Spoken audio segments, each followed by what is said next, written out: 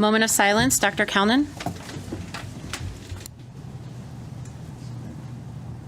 So I just wanted to spend a moment or two reflecting on the Nashville massacre and the Roosevelt massacre and the massacre in Mayville, Alabama, and the shooting of a black adolescent who committed the unpardonable offense of knocking on the wrong door, the shooting of a young cheerleader who died for the crime of accidentally getting into the wrong car, all within the space of a little over a week.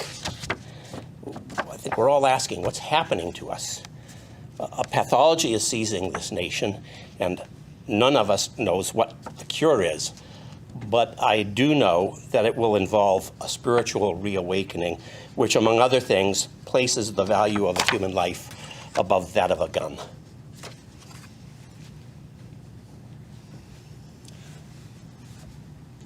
I pledge allegiance to the flag of the United States of America and to the republic for which it stands, one nation, under God, indivisible, with liberty and justice for all.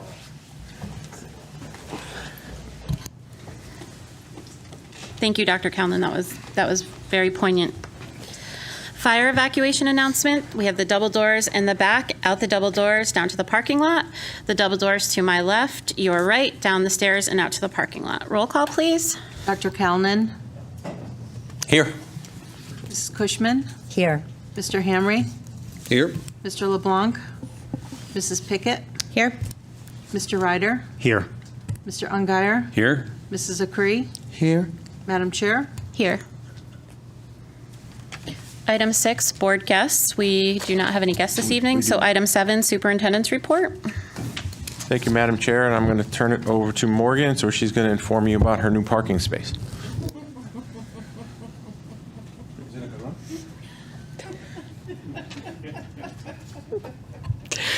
Okay, so I have a lot today.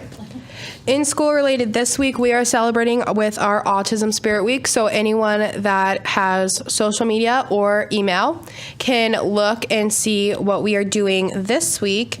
And I'm pretty sure that tomorrow's is, did I take a photo of it? Hold on, I'm checking our Instagram page to make sure I have it the right day for tomorrow. Tomorrow is Pajama Day. Thursday is Blue Out Day, and Friday is you're going to designate certain colors for each grade. We have a blood drive coming up May 3rd. All of the QR codes are listed around our school in our hallways. For anyone that would like to become a part of Student Council, the elections are coming up. Your videos are due by Thursday, and so is your nomination process. Today was Bus Driver Appreciation Day. I would like to state that for any bus drivers in our town, a big thank you for getting us to and from school every single day and for sports.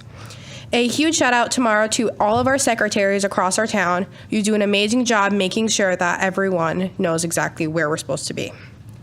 AP exams start in almost a week, May 1st all the way through the 23rd. Make sure you're studying, and if you have any questions, to get to your teachers. Senior prom, we are just a few weeks away from it. Our tickets are going to be going on sale this Friday by the auditorium. Tickets are $55 a piece, and our theme is Sparkling Nights. The Lamplighters are having multiple shows this week. They are having them Friday and Saturday. You can look on the Instagram or around the school to see when and where you want to go. All seniors, tomorrow is a mandatory mentoring block attendance. We will be going through what is happening for the rest of our year. This is very important. Now, on to all of our sports. Congratulations to our boys lacrosse team for winning their first game yesterday against Windsor 7-3. Congratulations to the girls softball team for the massive win today, 16-0. Go Enfield. Girls lacrosse had a game today away against E.O. Smith. The game started at 4:45 p.m. Baseball has their game tomorrow. The game will be against South Windsor away. Golf today, they had a tournament at Grassmore. I will look more into what happened. Boys tennis, they had a match today home against Farmington. Girls tennis, the team had an away match today against Rocky Hill. Boys volleyball has a home game against Farmington tonight. The game has started at 6 p.m. And track has a meet today at home against E.O. Smith. And that's all. She forgot to mention she got a new number on her parking space, but we're not going to bring that up. The quick updates, just a reminder that tomorrow is an early release day for students. It's a half day and a half PD day for staff. As a reminder, there's information in your packet that on Monday, May 1st, the Town Council will be holding their fiscal year 23-24 proposed budget public hearing in council chambers here where the board is welcome to attend. A quorum agenda is in your packet. And last but not least, because we didn't have a guest this evening, and we had talked about this over the last, seems about a little over a year, the chair had asked me if I would do just as brief as possible update on, update's probably not the right word, maybe a quick tutorial on what it actually means to be an Alliance District. We've had a lot of conversations in here. I haven't offered a lot of information, and there's reasons for that, of which I'll share with you. But there's also been a lot of, I think, miscommunication when it comes around what actually being an Alliance District is, what it means, what the implications are, and more importantly, what do we do moving forward. So I tried to put something together just briefly to not only for the 9 members of the board, but also for our 2 audience members and anybody who happens to be watching at home, because I know our staff watch this and they have some questions as well. So I started with, in front of your desks this evening, you already received this. But Kathy put an extra copy in front of you, and I sent it to the board electronically a while back. That's the, as an Alliance District, your superintendent becomes a member of the CAPS Alliance Committee, of which I am one. It's a little bit dated. This was sent to me prior to our official, swearing in this past July of being an Alliance Network. But as you can see on the screen, I just cut and pasted a little bit. This looks a little different than a traditional presentation, and I'll explain to that in a sec. But I just wanted to sort of give the board and the public a quick overview of what does this mean. Let's kind of start from the beginning of what a definition of Alliance District is. And at the time this was sent, this was pre-July, there was 33 members in the Alliance Network. But in this case, it's currently 36. We'll get into that in a second. But it says simply who we are. We're 33 unique, diverse, and complex districts. It lists out what the districts are.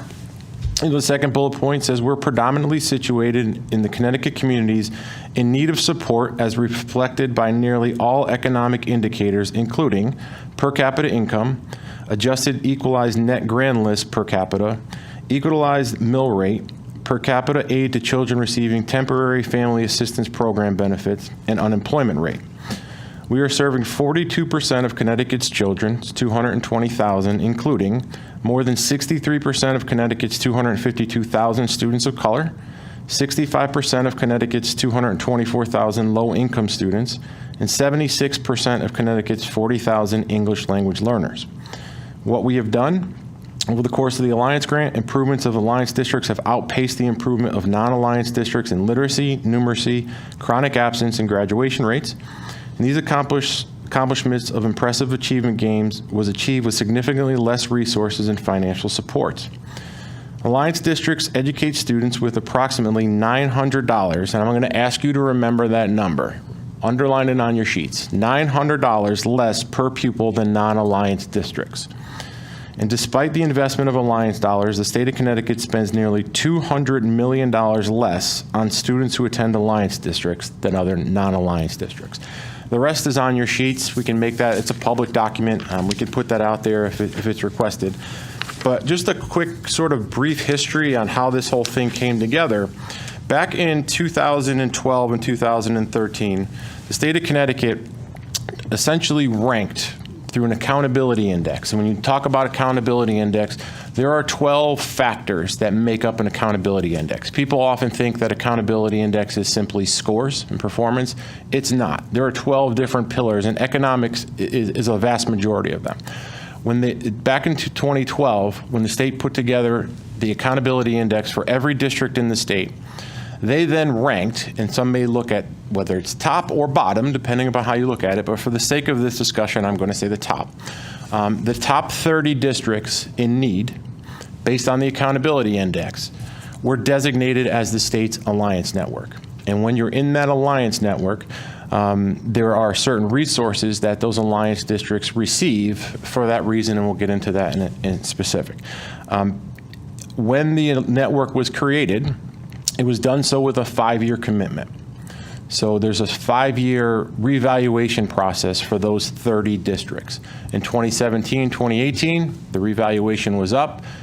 Now there's an opportunity for districts that were in that original 30 that can graduate out.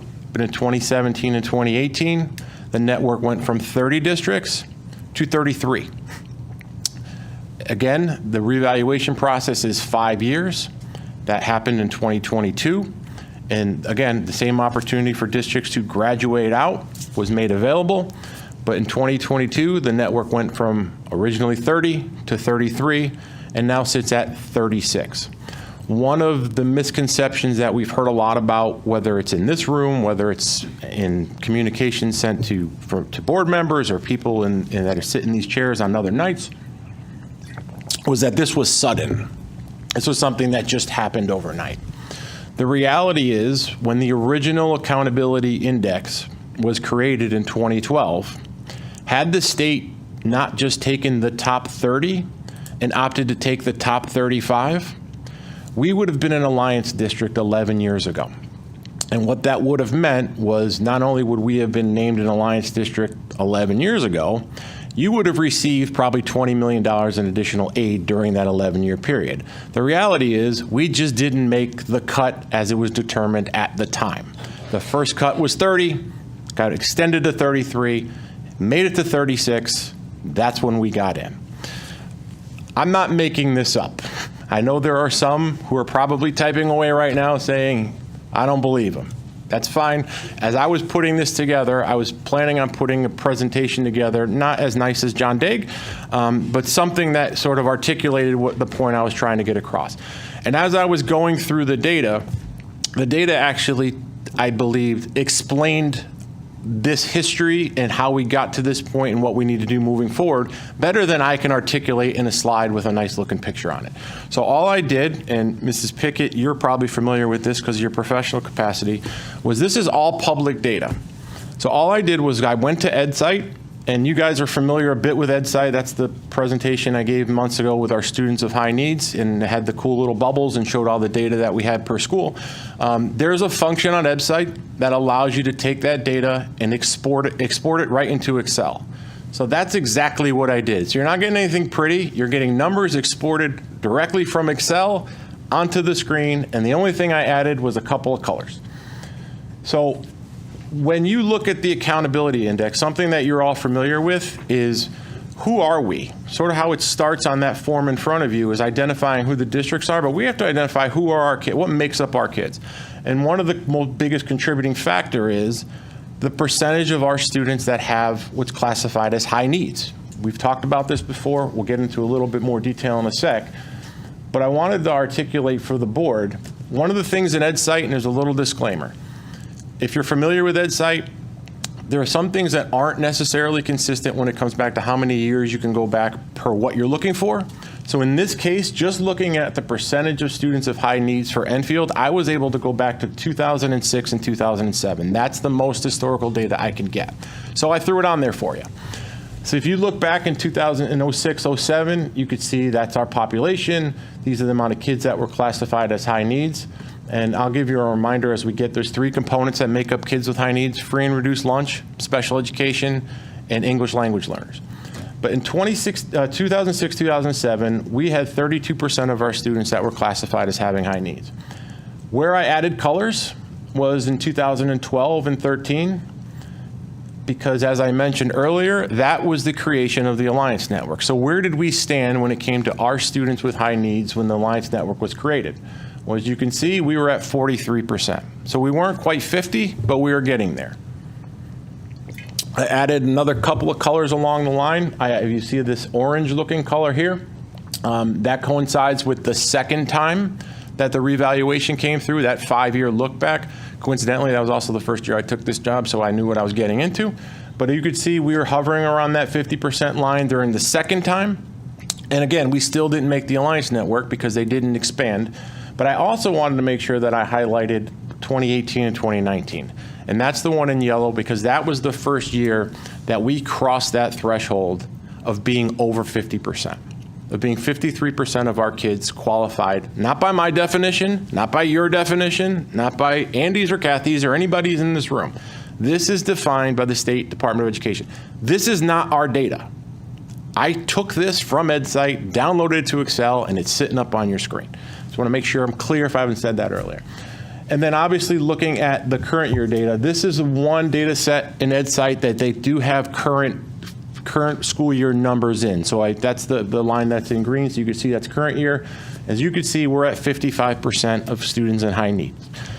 There's a bit of an asterisk that has to go into this number. And as we drill down a little bit into those three components, I'll explain why. But in reality, where we sit now, you can look back from when the Alliance Network was created to today. We've gone from 43% to 55% of our kids qualifying or being defined as having high needs. What's in that number? The biggest component is free and reduced lunch. So just like I did with the high needs percentage, I was able to go all the way back to 2006, 2007. As you can see, our percentage of students who received free and reduced lunch was 23%. I know from historical perspective that we crossed over that 20%. I believe it was in 2004, because actually Andy was responsible to report those numbers to me from JFK, and I had to do the district number at the time. So I remember that being a big deal in 2004 when we finally crossed over to 20%. But if you look at where we stood in 2012 and 2013, we're at 35% free and reduced lunch. Again, that 5-year look back, if you look back after that 5 years, we went from 35. The next go around, we were at 39. I highlighted 18 and 19 again because you saw earlier that we went over that 50% threshold. There was a significant jump in students who received free and reduced lunch in 2018, 2019, as you could see, going up from 39% to 46. It's a pretty dramatic increase in one particular year. The last 3 years in yellow, this is the grain of salt. This is the information that we have on record, including this current fiscal year. But as all of you know, in order to get this figure, it requires families to complete our free and reduced lunch forms. And there's one thing that we haven't done for the last 3 years because of COVID, is we haven't charged for lunch. Now, the board graciously has been funding until the state kicked in for the remainder of this school year. But just to put everybody on notice, right now, all signs are pointing that we're going back to pay lunches for next year. What this is skews the figures a bit is, again, we are still required to ask families to fill out the forms. But there is no incentive for a family to, and believe me, there's a lot that goes into asking somebody to fill out a free and reduced lunch form. There's also a pride factor in that. So when we do require that of families, we make sure we do it in a humane way. We don't have you come into the cafeteria and fill out a form for your kid. We do that out in central office. We try to be accommodating.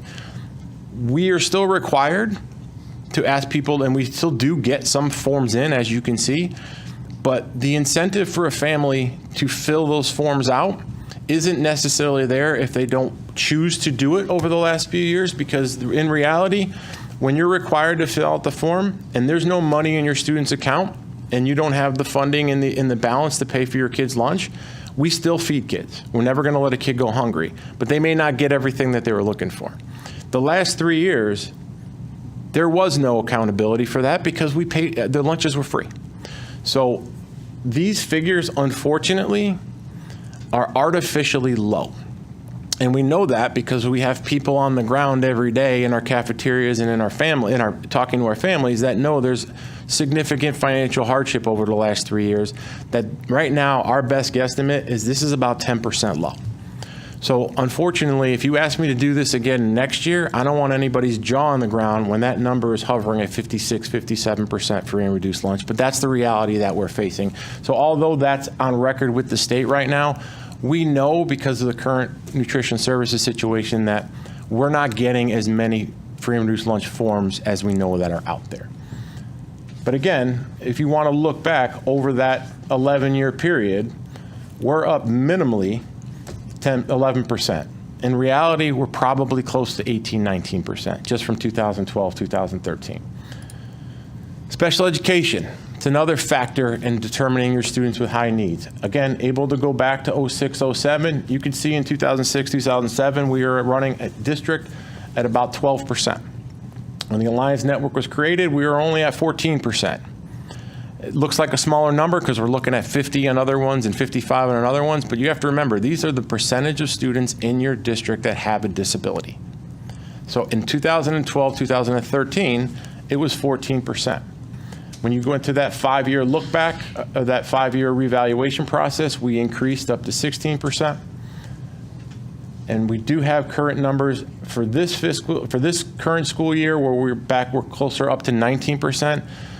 Again, what's not in that number that you're all familiar with is during the budget presentation, you may have remembered that we this year have a 22% increase in special education referrals. Now, those aren't students who have an IEP or that are receiving special ed services. Those are students who are just in referral, in the process. That 22% are 150 students. So I don't want to mess with the computer, so I can just tell you what it is. I was going to try to be cute and add 150 to the 922. It jumps the number to about 23%. So next year at this time, again, looking at if I'm to do this again next spring, I don't want anyone's jaw to drop to see the drastic increase in special ed students because we currently have 150 referrals in process right now. That doesn't mean every student's going to receive services, but there's also a process that we have to follow legally to determine. But 150 referrals is a lot. I'm going to take a pause just for a second. I'm just going to hit everything that I've heard since we've started talking about this, including, right, wrong, or indifferent. And this isn't trying to point fingers or make excuses for things, but you hear a lot in this role. You guys are up here. You all hear a lot of things that are said. So let's just try to get the facts out there and deal with reality. We often hear things like, well, we're too top heavy, right? We have too many special ed staff. We have too many administrative staff. What does a referral to special ed really mean? What does it really look like? That's the process from the moment that a student is referred to ultimately that PPT where eligibility is determined. That beginning to end, there are administrative hours that are required by law to adhere to make that determination. Those administrative hours does not include any instruction time, any support service time. That's just the process, the administrative end to determine if a student has special needs. I asked Julie Carroll, I put her on a goose chase, and I'm very appreciative because and you've all met her, so you know I'm not making this up, to just give me a ballpark, a conservative estimate. How many hours is that for one referral? And I'm actually going to cheat with my notes because I didn't believe it when I first saw it. But just one referral for special ed into the process equates to about 21 hours of administrative work. Administrative work that we could say, you know what, we're not going to do it. It's too expensive. But then if you don't do it, it's required by law. You can multiply that by 100 because you're violating the IDEA and you're going to pay for it one way or another. Forget about the fact that morally it's the right thing to do and it's the best thing to do for kids. So it's not negotiable. We have to do that. 21 hours just for the referral process on 150 students. You guys are smart. Do the math. It's 3,150 hours. We only have staff members, and this is being conservative. We only have staff members. We don't have 7 hours a day. It's 6.25. But let's say conservatively we have staff for 7 hours a day. That is 450 days this year alone just to go through 150 students that get referred to special ed. So there's a lot of things saying, well, you've got too many people and you've got too many people doing this and we don't have enough people in class. This is what our world requires us to do. Now, 450, if I left it to one person to do all SPED referrals, there's more than 450 days in a year. Unfortunately, we have more than one person doing it, but that's what they're doing. And that's only just to get them in the process. That doesn't include the other 922 kids who already require services that are already deemed eligible for special ed. So there is a reason we do things. I know people don't always like it, and maybe people don't understand it, but I think it's important to put it out there that there are reasons that we do. The other piece I will just add, because I just mentioned that we have the budget hearing. Every year when we talk about budget, we talk about special ed, and I hate doing it because, kids with higher needs require additional services, and sometimes there's a negative connotation when it comes to special ed. Please don't interpret that at all as anything I'm saying, and I put this out there for no other reason to say, I'm a parent of a child who had an IEP. So I understand the value and the importance of it. So I'm not trying to put a dollar amount on it. I'm not trying to say it costs too much, you shouldn't do it. I'm not saying that, but I'm just telling the folks at home the reality of there's a lot of things we're required to do by law because it's right for kids. But that's the second component of determining high needs. The third is ELL. And again, I was able to go back just as far for English language learners. Now, these are kids where English is not a native language. So if you go back to 06, 07, we only had 1.14% of our kids who qualified as English not being their native language. In the red year of 12, 13, it was up to 1.84. The 5-year revaluation, we were almost at 2. And then again, there's a pattern. 18, 19, that's when our free and reduced lunch numbers went up significantly. It's when our special ed numbers went up significantly. That's when our ELL numbers crossed over that 2% threshold. And you could see that's how many kids it is. Again, that's 107 kids during that school year who don't speak English as their native language. This year's numbers are in there. And I want to highlight 2 things. One, it doesn't seem like a huge number, right? It's only 3%. These are 3%. These kids have to be tested to determine what their English proficiency is. I do want to point out, and something you guys should be proud of, if you look at the 21-22 school year, you could see that we actually went down, right? That doesn't mean we're taking in less kids who don't speak English as their first language. That means of those 170 kids, we've had time to work with them. And I got to remind folks at home, if a student comes to this country, not this town, this country, does not speak English, comes to the Enfield Public Schools and registers in our schools, had not spoken a lick of English in their life, they got 1 year to perform at the same level of proficiency as every other kid, as the same kid who grew up and spent their entire life on Lafayette Road. We got 1 year. I point out the decrease in percentages because if you recall, not this past budget that you approved, but the budget before that, there were 2 things that we added. We added a new team at JFK, and we added another certified TESOL teacher. You guys did that. And it worked. Because the more resources we put in with these kids earlier, the sooner we get them proficient in English, and then the sooner they're more proficient in their subject areas and perform where we want them to be. So there is interventions putting in place that are working. But again, if you look back from 2012 to 13, our number of students who speak English as a second language have almost doubled. That's what the numbers are. What does all of this mean? Why are we an Alliance district? I already told you we were 35th 11 years ago. But where do we stack up with everybody else?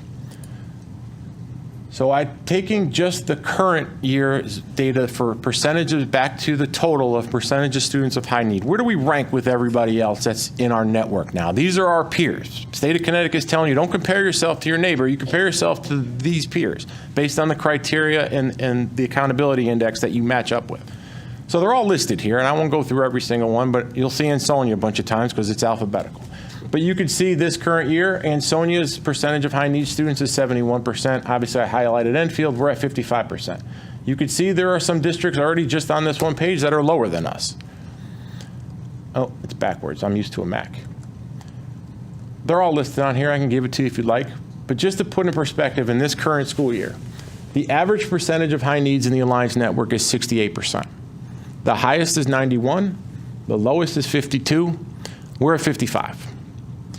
So this perception that this happened overnight, that we don't belong, we are currently 3 percentage points higher than the lowest in the network. We are higher than some other districts that have been in the Alliance network since its inception. This is where we are. This is who we are. And we have been for quite some time. We just didn't make the first or the second cut. And I don't want to give some false impression to the community that in 2022, everything went to hell and all of a sudden we're stuck in the Alliance network. We should have been there 11 years ago. and I can show you. This is just a percentage of high needs. Some may ask, well, where did the other districts stack up over that period of time, those two check-in years, like 2012 and 2017-18? So I was able to, again, I just exported this from EdSite. I was able to go through each district and show those 2 years.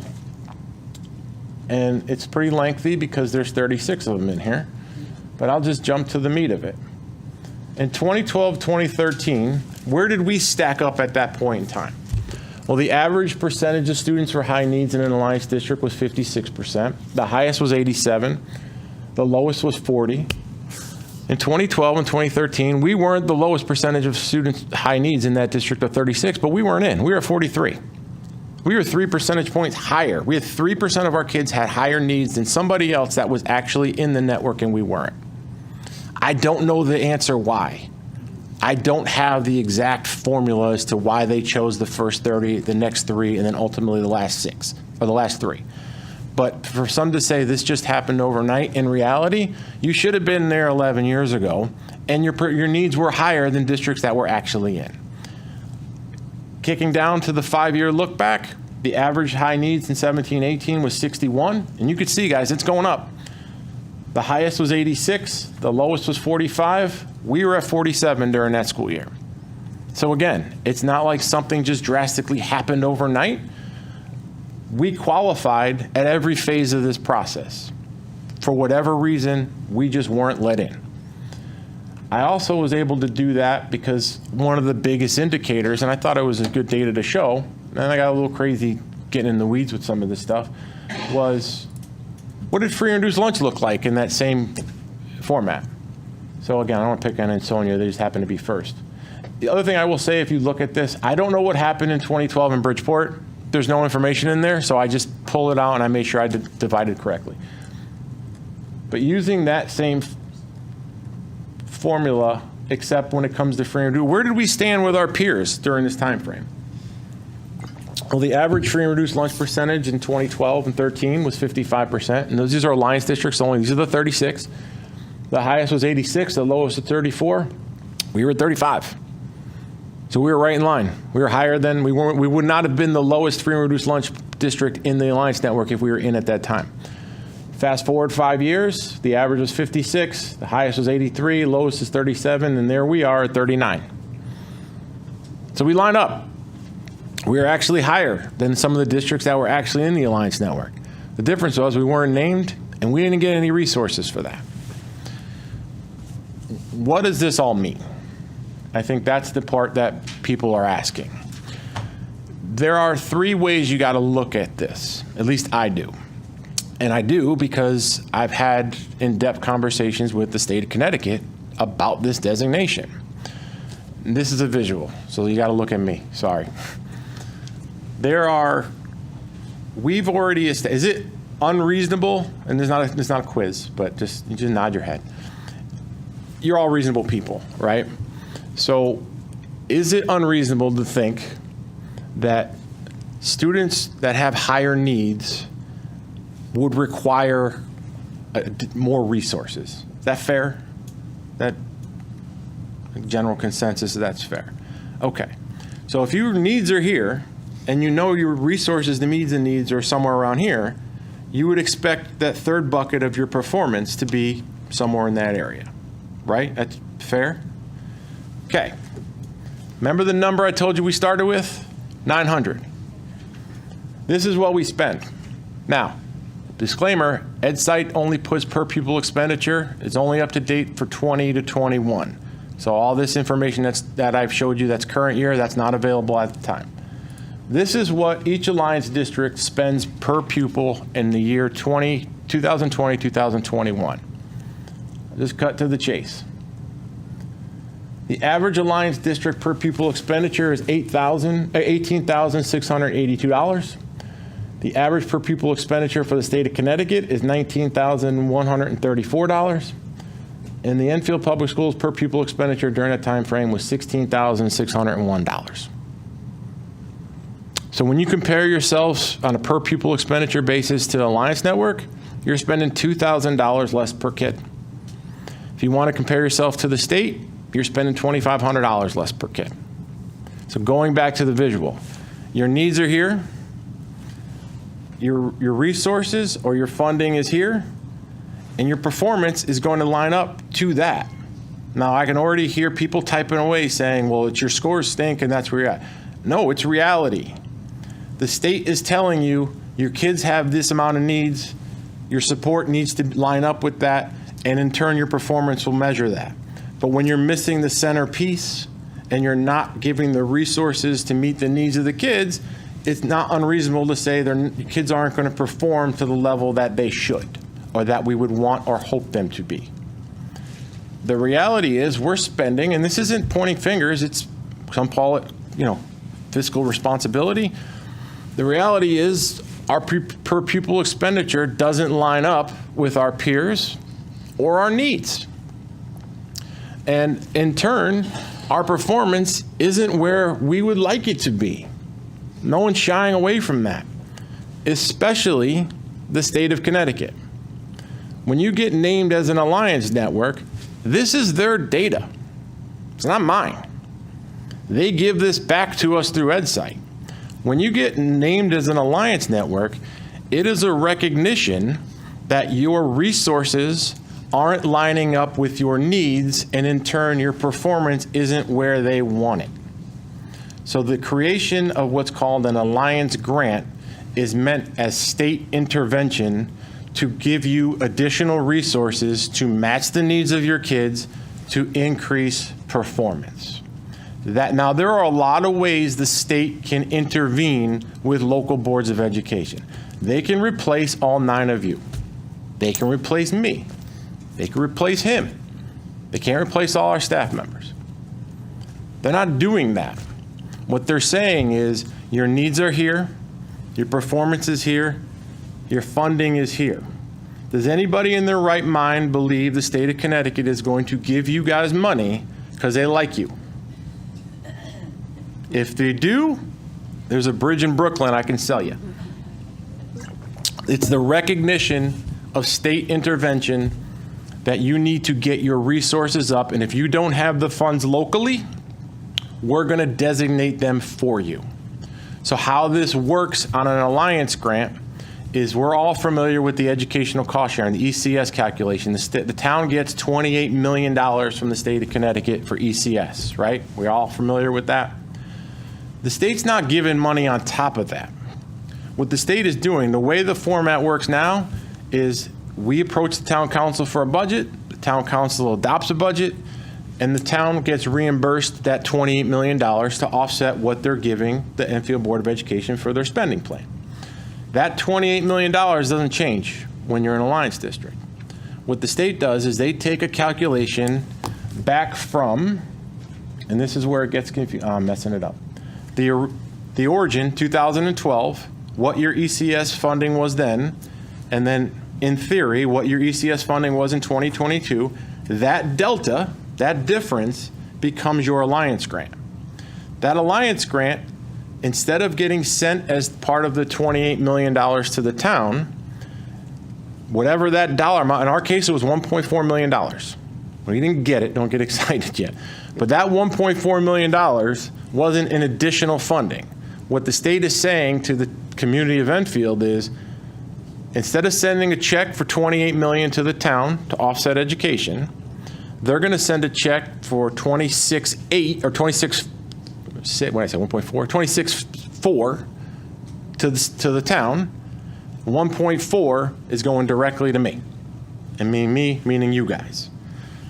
The minimum budget requirement can't change because now you're an alliance district. So it's not like the town can then say, well, we're $1.4 million short in the funding that that we usually get from the state. We're going to have to hit the Board of Ed. When you're an alliance district, you can't do that because it is a recognition that your resources have not traditionally matched up to what the needs of your district are. It's not punitive. This isn't pointing fingers. This isn't saying, well, we got to go march on it. That's not what I'm doing. It's just facts. That's how the process works. Now, where this got a bit convoluted was the 3 new guys that got in, which is us, Plainfield, and Stratford. I was notified about our designation last February. I didn't say a word because I was asked not to by the state of Connecticut. Because, as in their words, a lot can happen between February and June. And surprise, it did. When they share that number with me and they share that this should take place effective July 1, it's all contingent upon the legislative process working itself out. What ended up happening was there's only one pool of money to do this. And there were some districts where at a time they thought were going to graduate out, but upon further reflection, they didn't. And to be fair, because at someday this is going to be us, that in the event a district were to graduate out, the reason, the most justifiable reason to why that district was in a position to graduate out is because they received an increase in resources. It's counterproductive to tell those 3 districts that were getting out, congratulations, you're graduating, we're taking all your dough away. And then what's going to happen to those 3 districts? They're going to be in the same boat they were that got them in. So this process was expedited because it was a short year. So the network got expanded to 36 districts. And the 3 new districts that got in, instead of our look back being 10 years, our look back was only 1. With a 1-year look back, as most of you know, ECS funding from 22 to 23 was flat funded. So when you do a 1-year look back and your funding is flat, there's no alliance grant. Now, something that's happened in this chamber more than once, there was an audience member said, and I think she kind of pointed at me instead of saying him, but said, well, he needs to come up with a plan now. Person was 100% right. When you receive an alliance grant, part of the accountability is I'm responsible to tell the state of Connecticut what I'm going to do with that money and get that plan has to be approved. But during this conversation in the summer, as opposed to February when I was first notified, it was the uncomfortable meaning of change of plans. There's not a grant this year. I had a Jerry Maguire moment when we discussed our plan. Show me the money. Because the legislation clearly says that my plan is contingent upon receiving a grant. If I'm not receiving a grant, I'm not giving you a plan. Now, as the 9 of you and community members at home, please understand, we were prepared. We have a plan. Michelle Middleton and I and Andy have put together a plan. It's pretty comprehensive. But I didn't give it to them because we didn't get a grant. Now, the good news is, and again, I'm not going to believe this until it's signed, but all indications are pointing that this is going to be rectified for the next fiscal year. But just like my Jerry Maguire moment last summer, I'm going to just remind everybody, show me the money first. When the check clears, it's like one of those movies with a ransom, like you wait for the wire transfer to go through before you release the hostage. Once the wire transfer comes through, we'll give them the plan. Ms. Pickett, I'm going to eliminate a question you have right now. The answer is yes and no. Yes, you will see the plan, but no, you will not see it first, and you will not have input on it, because the plan has to get approval from the Commissioner of Education before. So I'm not going to send a plan to you guys and say, what do you think, knowing that it could get rejected from the Commissioner's office. So the plan gets submitted to the Commissioner adopts it, there's feedback on both sides. When the plan is finalized, it then becomes to you, and then ultimately becomes a public document. The current plans in other 36 districts are readily available for people to see if they wish to do so. So the formula is out there. All that said, this isn't, I hope, I've just tried to take some of the questions, comments, misconceptions about this process and address them head on. Like, this is what it is. I understand people may not like it. I understand that people may not be supportive of it, but we all have to be starting on the same level. We all have to be dealing with the same set of facts. The last question that I've heard a lot, especially recently, is, well, what do we got to do to get off? We need to get off right away. So it would be disingenuous of me to say anything but what I'm about to say that some of you may not like. It's going to take at least 5 years. Because when you're on for 5 years. Now, there's going to be some smart person in the audience going to say, well, you've been on a year. Aren't we talking about 4? Go back to Jerry Maguire. My clock's not starting till you show me the money. So we're not getting off for 5 years. And realistically, folks, we started with the history of the Alliance Network. There's 36 districts in it now. Not one district has graduated yet. So I don't want to set false pretenses that we're going to get out, Even if we overperform whatever our plan says it's going to be, we're still not getting out. But with any luck, we'll get additional resources and money for being in the network.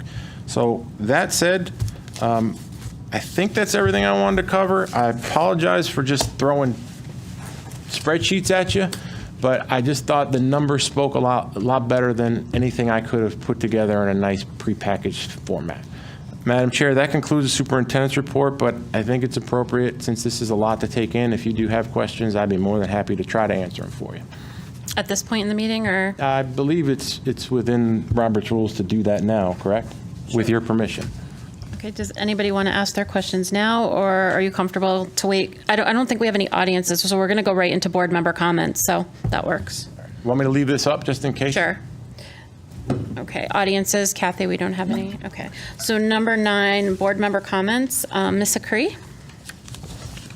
I'd just like to report on a visit that I had with Prudence Crandall last week. Last Thursday evening, I had the pleasure of attending the One Book, Three Schools unveiling celebration. The book that the students are reading is titled A Galaxy of Sea Stars by Jeannie Zulik Ferruolo.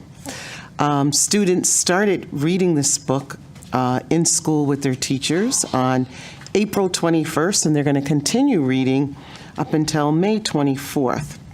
The special story highlights friendship, courage, and acceptance. There will be a visit from the author visiting Prudence Crandall on May 30th. She will talk about the book, meet the students, and there's a luncheon planned as well. On the night of the unveiling, there were activities planned that were inspired by the book.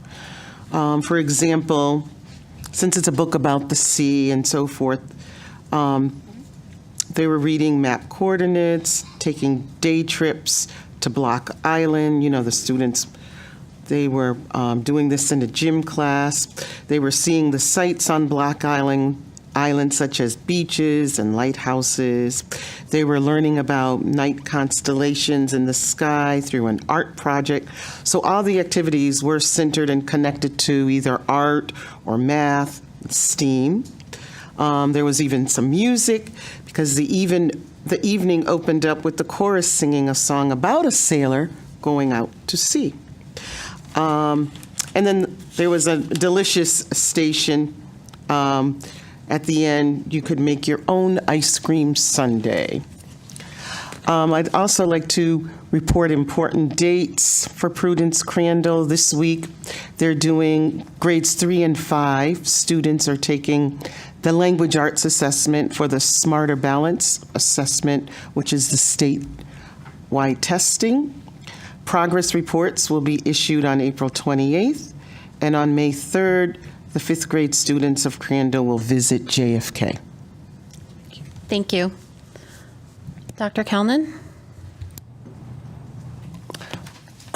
Well, with respect to KITE, KITE serves as the School Readiness Council for the School Readiness Grant, and the renewed application for the grant for the coming fiscal year has been drafted without any substantial changes. Excuse me. Among other things, the grant will continue to fund the 289 slots. The 289 slots at the Enfield Child Development Center. The KITE membership will vote on the application for renewal at the upcoming meeting in May. Excuse me. Melanie Smith from East Con completed a coaching series involving 3 school readiness preschool classrooms. The hope and expectation is that Dr. Smith will continue these coaching sessions in the coming school year under the auspices of the School Readiness Grant, contingent upon grant renewal. The first community conversation on equity was held on March 29th at Asnuntuck. The discussion centered on the various manifestations of social disparities in Enfield and the impact they have on our community. The turnout was really very impressive. And the second session was held on April 19th. and it involved a number of organizations. I wasn't able to attend that meeting because I guess that was from organizations. And a report from that meeting is pending, and I'll report as soon as I get the report. A focus group consisting of Stowe Early Learning stakeholders met with David Bechtel on March 31st as part of the KITE community planning process. Challenges and achievements were reviewed, and a number of recommendations for future initiatives were made. With regard to the KITE budget, expenditures for March amounted to $15,170.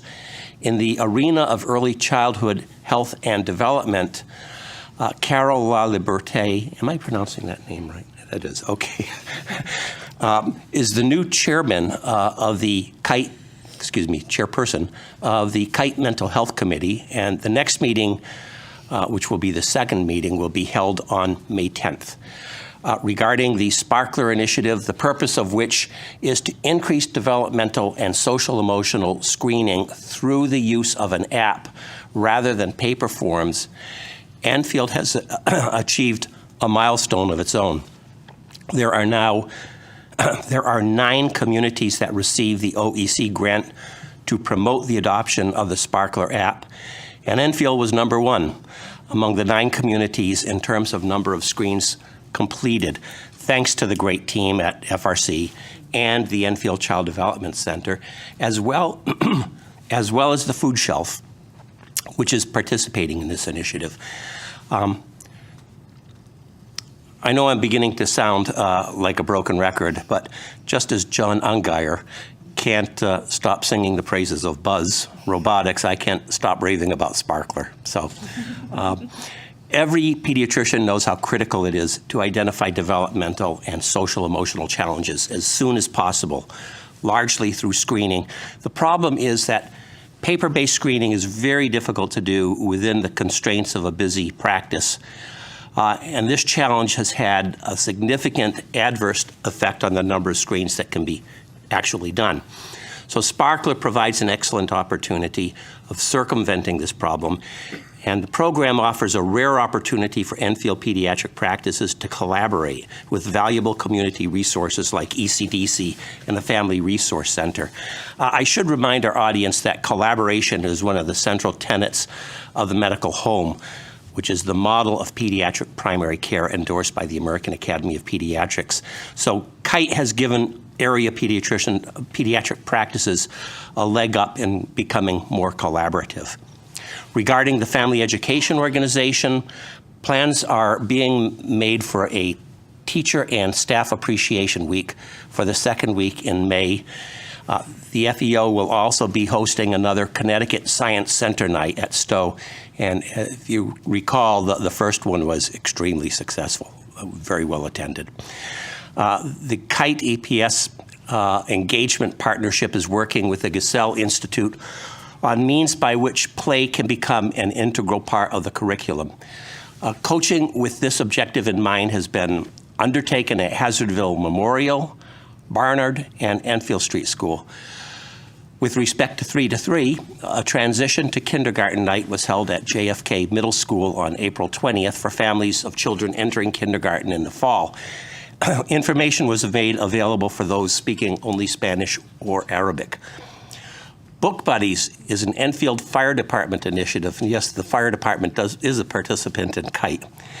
The purpose of Book Buddies is to involve the fire department in the fun-filled distribution of books to young children. And needless to say, fire trucks are involved. The fire department is planning to visit the STEAM Academy and the integrated PK to work on a variety of experiments with kids.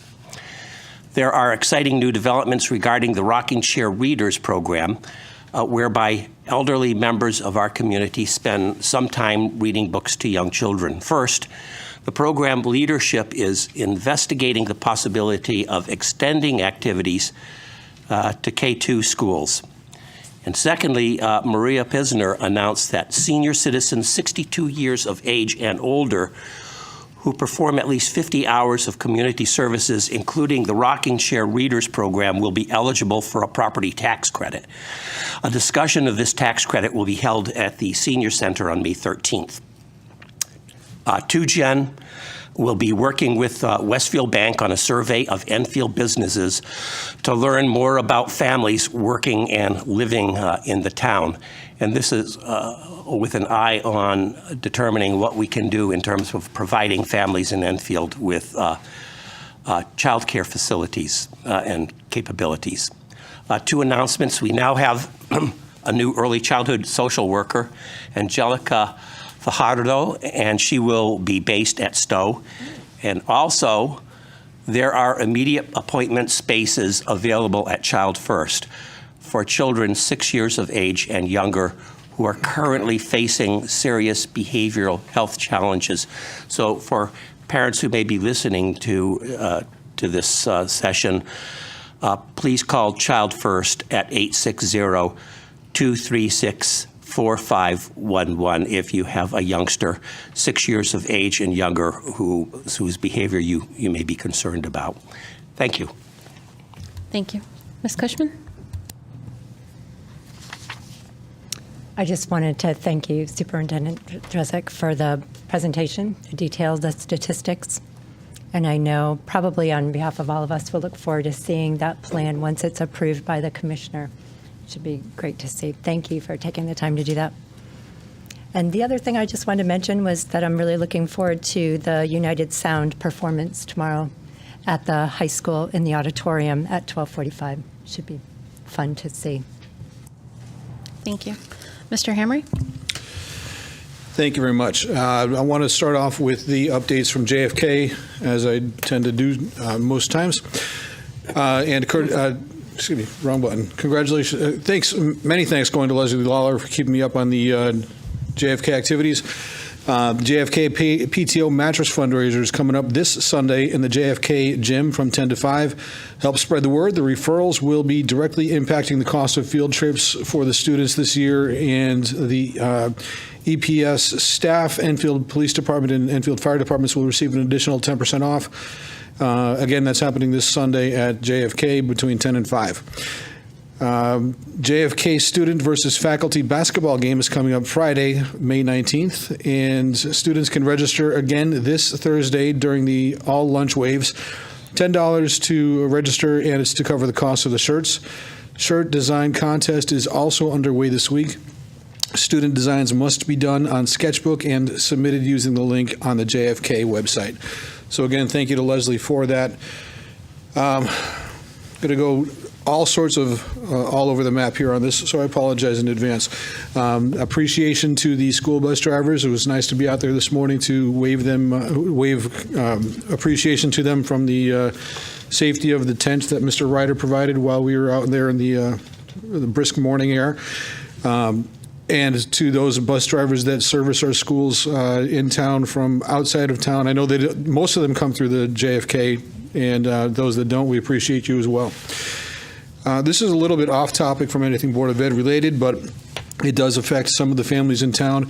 It's important to be aware that the renters rebate program is now open within the state, and eligibility is dependent on being 65 years or older, 50 years or older, with some qualifications in terms of the spousal arrangement, 18 years or older or above, and eligible to receive SSDI and other factors. So if you're interested in learning more about that, please visit the state website for the Renters Rebate Program. I have a sense that we could, based on the superintendent's report, that some families could benefit from knowing about that. Couple of topics that just I wish I didn't have to consider, let alone actually talk about in the in this meeting. And I do this with great hesitancy because I can't believe I have to. I would like to ask the chair to take the initiative, as is rights under our bylaws, to remove Ms. Cushman from the policy subcommittee for the numerous attempts to remove protections from constitutionally protected citizens and demographics, for constantly bringing up issues that are outside of our area and in areas of the country where sanity seems to have taken an absence. We have so many different issues in town that we should be focusing on and not needing to add any other issues to the district that, to the detriment of the district. So because of the repeated efforts to present proposals that work to the detriment of our district and our mission statement, I would make that request that we remove Ms. Cushman from our policy subcommittee. To that next point, it's been a discussion in these chambers over the years, not recently, but it has happened in the past that someone sitting at this dais has asked, what can we do to remove party affiliation from this process? Because less than 50% of this district, of this town, are registered one side or the other. Over half the town is not affiliated with a political party, and they are, regardless of affiliation, beholden to this nine-member board to deal with what we have to go through. And I feel that we as a 9-member board are doing the best that we can to achieve the goals of this district, of the mission statement that we have approved.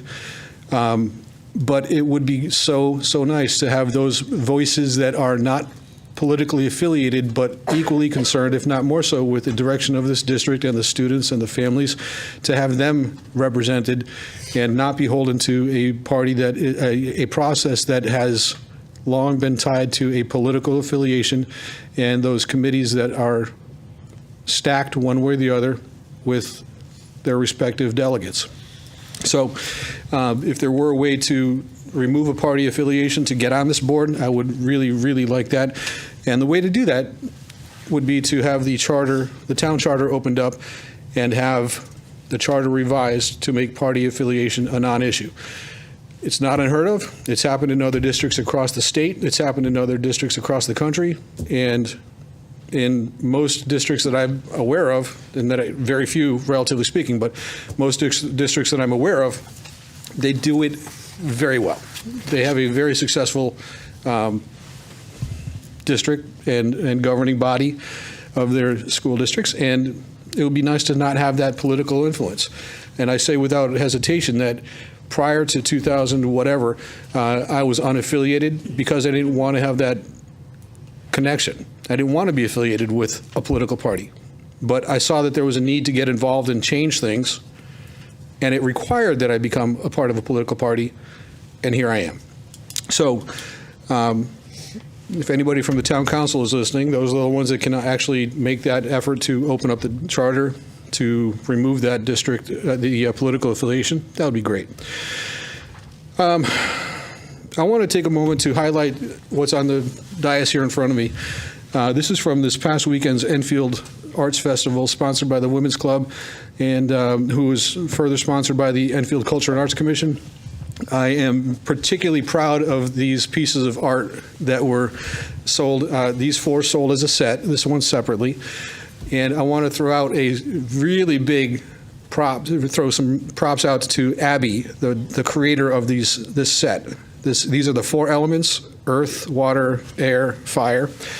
And I'm the proud owner of them because I happened to be passing by at the right time, and she's amazing. Wonderful artwork, great inspiration.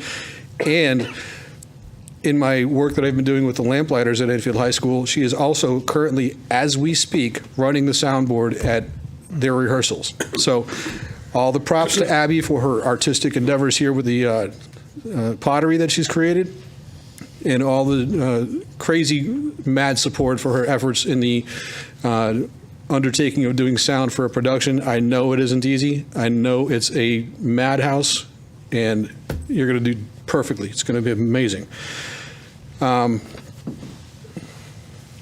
I do want to thank, along those lines, for the Lamplighters production. We've had some significant progress in getting additional sound equipment in there with the help of Mr. Rapucci and Mr. Mills, Mr. Reese, Abby, of course, and all of the LSV students, the lighting, sound, and visuals. They've been amazing to watch and work with over the last week or so to get all of that audio in place, to get the lighting set up. And it's hard to understate how much effort, energy, time that they put into these productions, because they start their day at 7 o'clock to go to school, 7:10 or so. They, this week, are not leaving school until 9 o'clock, till 9 p.m. They stay there straight through, and it's for the love of the show that they've been working so hard on. So all of the props to everybody involved with the Lamplighters production. Please, if you haven't already, plan on that for this weekend. There's going to be one show Friday night at 7 o'clock, one show Saturday at 2, and the final show Saturday at 7 o'clock as well. And I believe tickets are $10 a piece, $5 if you're a student. Student and seniors, $5. Students and seniors, thank you, Morgan. If you didn't hear that, tickets are available at the door. So show up and spend money, and that'd be great.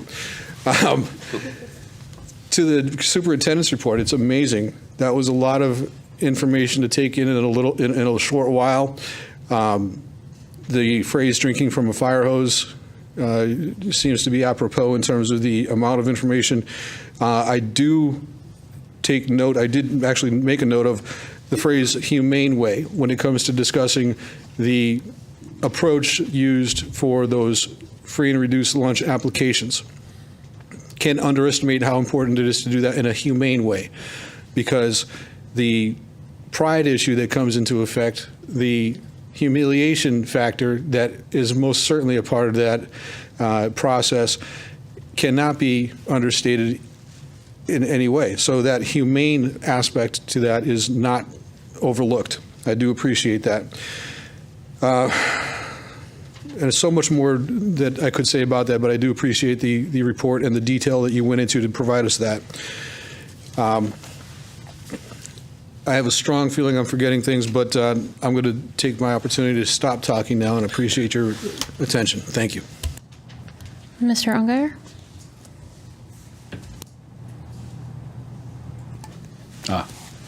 Thank you, Madam Chair. So, Doctor? So I will say something about Buzz Robotics because, just quickly, I did have an opportunity to attend a competition that they had at Western New England, and I saw Ms. Cushman there, and we were there, and it was very exciting.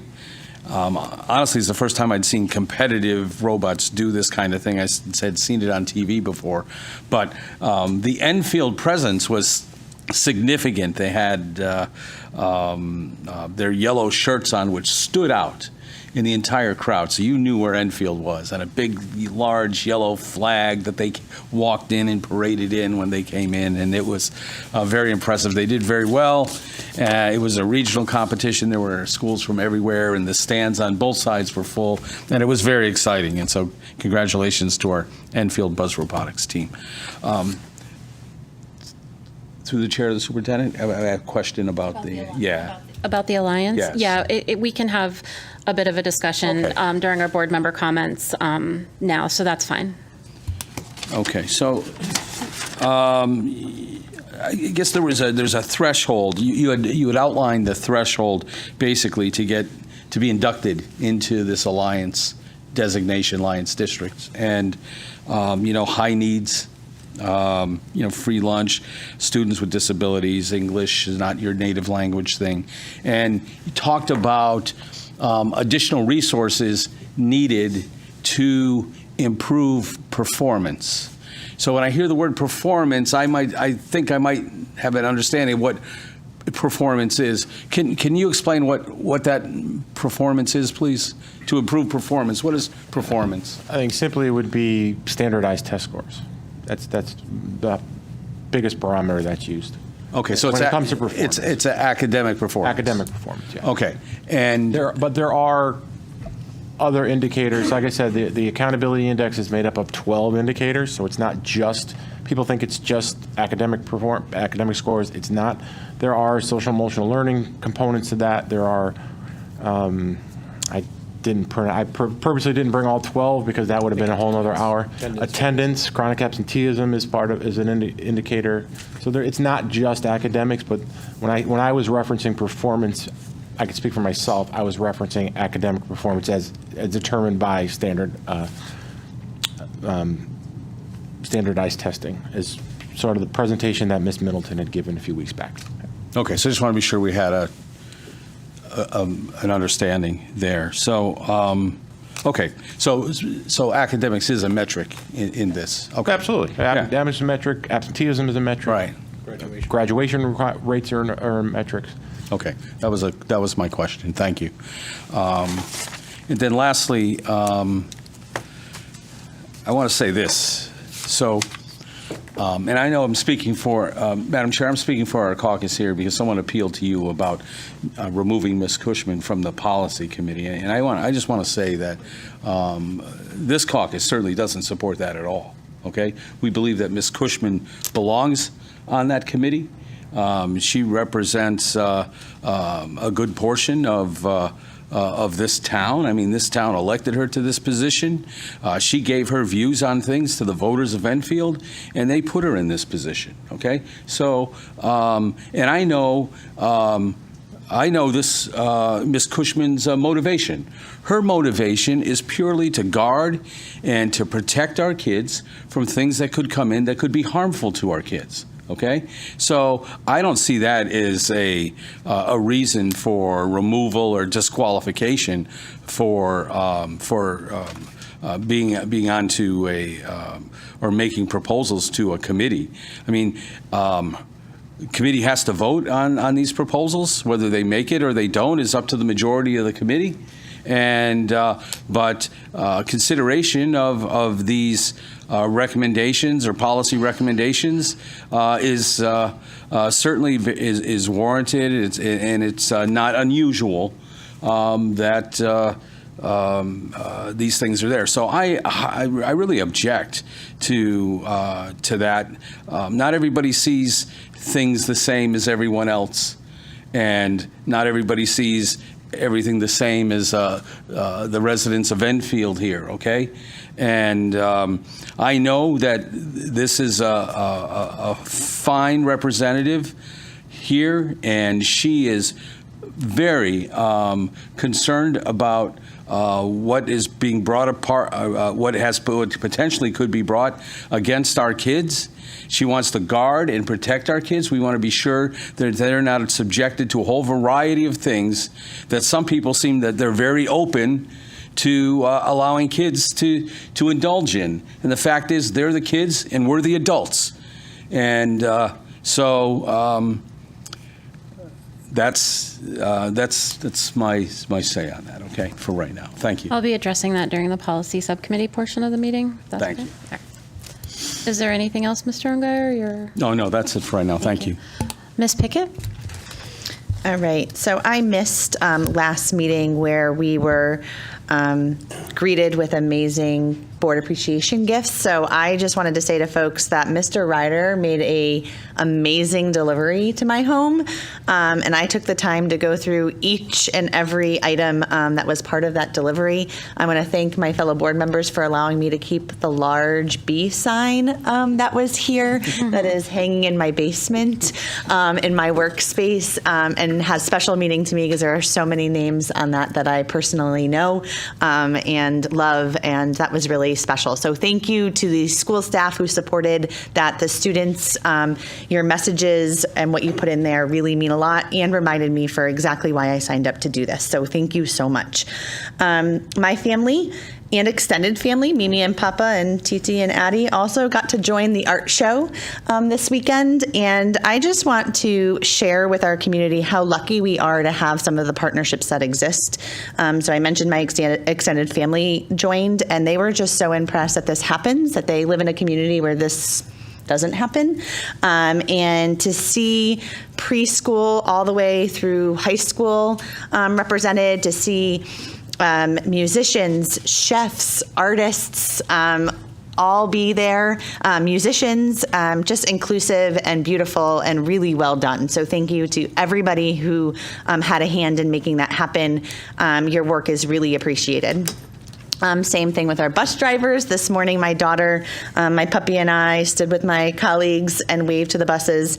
I cannot thank you enough. My little ones ride the bus every morning, and that's a tough job, and not just a tough job of driving little ones to school and keeping them safe, but they're also the first people to greet our kiddos, to start their day off, and they do way more than just drive our kids safely to school each day. So thank you for what you do for our community. The next is not a direct question, but to the chair, to the superintendent. I'd like to get some updates, and not necessarily this meeting, on what is the updates on the school modernization next step. So we had passed for a feasibility study and things like that. So we added that as an item on our subcommittees. So we will update that every time we have a meeting. So Perfect. Thank you. See, this is me off your not list. doing a good job checking my updated committee list portion. You know, I'm not going to let that go because I'm really excited about that work. Enfield Street School, huge thank you to our PTO. Tomorrow night we have a literacy night, book fair, ice cream social from 5 to 7. Our PTO is small but mighty and are working really hard to find ways to get families engaged in at school events. So thank you so much for all that you do. There's also a special assembly for room 2 and 14, and there might be 2 special picket children in those rooms on Friday. I cannot wait to see that assembly. And progress reports are also being emailed out on Friday, so families take a look for that. I also want to mention this, and since it wasn't in Morgan's high school update, and I'm not sure if Tina's going to chime in, but Chefo, I see him every afternoon at pickup, and I know that the culinary team was in Florida at a competition, and I just want to thank Chefo, the students, and the other staff that support that effort, and congratulate them on their efforts. And I will end with just a couple comments, Chris, on your presentation. Nothing for you to answer. Actually, I appreciate that you shared this. You know how much I love EdSite. You could have navigated that whole presentation right through EdSite. You didn't even need to download and export, but it's okay. Last time I tried to do that, I almost gave Alex a panic attack. No worries, no worries. But you are right. Now I want to know that plan and that kind of comprehensive strategic plan to really improve our outcomes. And I want to remind you that I said I wanted a greedy budget because I know that we are not matching our supports to the need. And so I think it's really important for the public and everybody to understand the reality of the impact of Board of Ed and Town Council decisions on this trajectory, how our schools are broken up, supports like our support for English language learner interventions, and funding of our programs and our budget is impacted by decisions that our board and our town council make. So Mr. Unghire, you just mentioned how important it is to have majority around how policies get passed and such as that. So just a real plea to our community to really think about decisions that are made and how folks can support our district moving in a better direction. The other piece is there is a reality of ownership on district leadership. So we have to be thinking about our curriculum, how we're supporting our staff, our strategic planning. And I am very concerned about our special education number and how our multi-tiered systems of support and tier 1 curriculum and instructional supports are addressing these disproportionate special ed data. I'm also just interested to know what happened in our community from 17 to 18, from 18 to 19. That was just an interesting jump across the board. And I wonder if maybe there's more of a historical thing that happened that made impact a few years later. I'm newer to the community, so I'm not exactly sure maybe what happened there, but it's just interesting to see what a spike happened between those 2 years. So thank you again, Mr. Drezek, for that informative presentation. I'm excited to hear about the plans ahead and pleading to those to think about how we support our schools. Mr. Ryder? So I have a point of clarification, not specifically a question through the chair of the superintendent, but if I understand something correctly or if I understand something incorrectly, please let me know. So basically, Enfield spends approximately $16,600 per student. In the Alliance District, they spend approximately $18,600 per student, which is a difference of $2,000 per student. And that's still below the Connecticut average of $19,134. But our Alliance District entry didn't come with gifts and prizes behind door number 2. We just got on the list, but it didn't come with a financial benefit other than approximately, say, 1.5 out of the $28 million we're going to get from the town. We would get some of that directly from the state versus it going to the town and then to us, but we're still getting the same $28 million, give or take. But that still doesn't get our 16.6 to 18.6 or to 19.1. And obviously only, percentage of increases year after year after year would eventually get you there, but by then those averages are going to go up as well. So just trying to get 16.6 to 18.6 to put us in the Alliance ballpark, that's approximately $4.5 million if you take approximately 5,000 children. And in your notes, it said that the Alliance District pretty much gives another, say, $900 per student.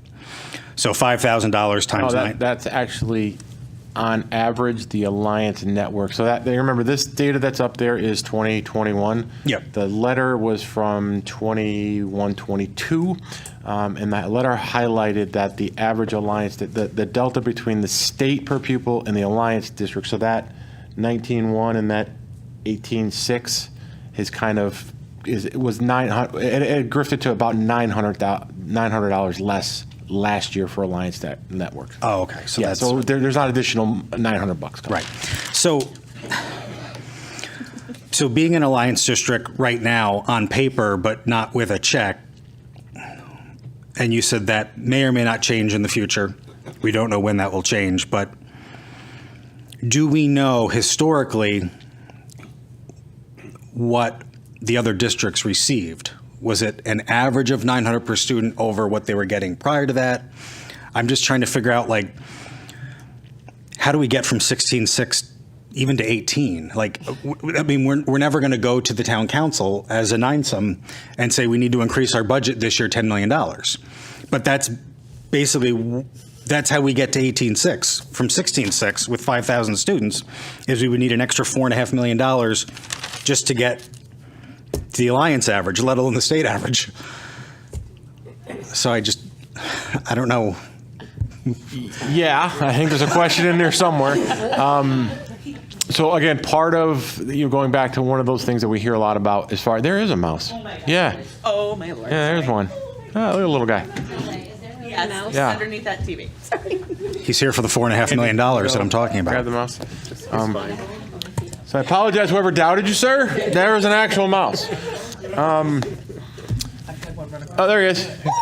Oh, sorry. He's okay. He's fine. Just a little. He's fine. Yeah, okay. Yeah, I don't know how to follow that. So one of the things that the reason I thought it was important to mention about, when are we going to get off? We're going to get off next year. There's a reason this is a 5-year plan. I don't think there's an expectation from anyone that you're going to close that gap overnight. Certainly wouldn't be from me, and I don't believe that there's from the state. But what you had mentioned with your understanding of the fiscal situation is correct. So yeah, it would be a large influx of money to get us to that ballpark of where the other districts are. Now, the downside of that is that while we would try to close that gap, but the other districts are still moving as well. Right. So some of those protections that are built in there, one of the benefits of being an Alliance district, and again, it comes across as being a negative. I'll be honest, there's a lot of communities that the boards and the councils don't necessarily get along or see eye to eye. So there's protections built in there to say something like the minimum budget requirement. You can't spend less on education than you did in the previous fiscal year. And we haven't had that problem here. But there are some communities that do. The way the minimum budget requirement, as the legislation sits now, is whatever your ECS increase is, it has to be a minimum of that. So you guys remember getting, additional funding mid-year over the past couple of years of $400,000. That was, we're going to give you, flat fund you, and if we get additional money from the state, we're going to give it to you. So the council honored that, but that's where those figures had come in. I think it's a combination of everything. There's the carve out of ECS that comes directly to us, does not allow that floor to go any lower. So that helps start to bridge that gap a bit. So we're essentially getting an additional $1.5 million, even though, but the town is ultimately going to pay for it because they're going to have to make up that gap. There is a lot of proposed changes to the way education funding is perceived in the state of Connecticut. Right now, ECS is not fully funded at the state level, and either is excess cost. We got a memo today that there's still some confusion on what the excess cost calculation is for this year, and they just cleared it up. We think it's 70, maybe it's 71, could be 76, depending on what tier you're in. It's very confusing. But we had referenced House Bill 5003. And there is a plan at the state level to start fully funding public education come 2028. What 5003 does is that expedites that to 2025. What that means for us is it could be significant and game-changing for us, because not only does it increase our funding to where it should be in 2028 and 2025, at the same time, what happens in 2025 is all of the COVID money goes away. So we're fortunate that we were able to manage that and stretch it a little bit longer. Other districts didn't. So that funding is drying up. The other gap that'll allow is it takes away the local board's responsibility for paying magnet school tuition. So in our case, there's an extra $1 million on the table that we don't pay to send kids to magnet schools that the state will now cover. So there are, I don't want this to be all doom and gloom. There are opportunities for it, but I think we all need to start on the same page with the same facts. This isn't what some people think it is. This isn't somebody's fault. This is who we are and what our community has become when it comes to needs of kids and the financial resources we give them. I left one thing out when it dawned on me after you guys were talking. We often talk about the needs of our kids and not maybe meeting the resources to meet the needs of our kids. You can't forget our staff. Oftentimes, and I've heard this, like, well, you better get new teachers because your scores aren't good. Think about what we're doing to staff. We're asking staff, we're not giving staff the resources they need to meet the kids that they're teaching, but we still have the same expectations that they're going to outperform what we think they should be. It's not fair. It's not reality. But to go back to your question, Mr. Ryder, yes, it would be a large sum of money to catch up. There are other mechanisms, but part of that is a reliance from the state back to us, to the community, to say, you're behind. We're going to give you some, but there's an expectation that you have to, and we're going to put some guardrails so that you can't, rob Peter to pay Paul to not give the district the money that they need. I think that answered. Sorry, the mouse messed me up. All right. Those are my numbers questions, just from the presentation from earlier. I do have some updates from some of our schools, but first, I also wanted to personally thank our bus drivers and our community partners at Smith Busing.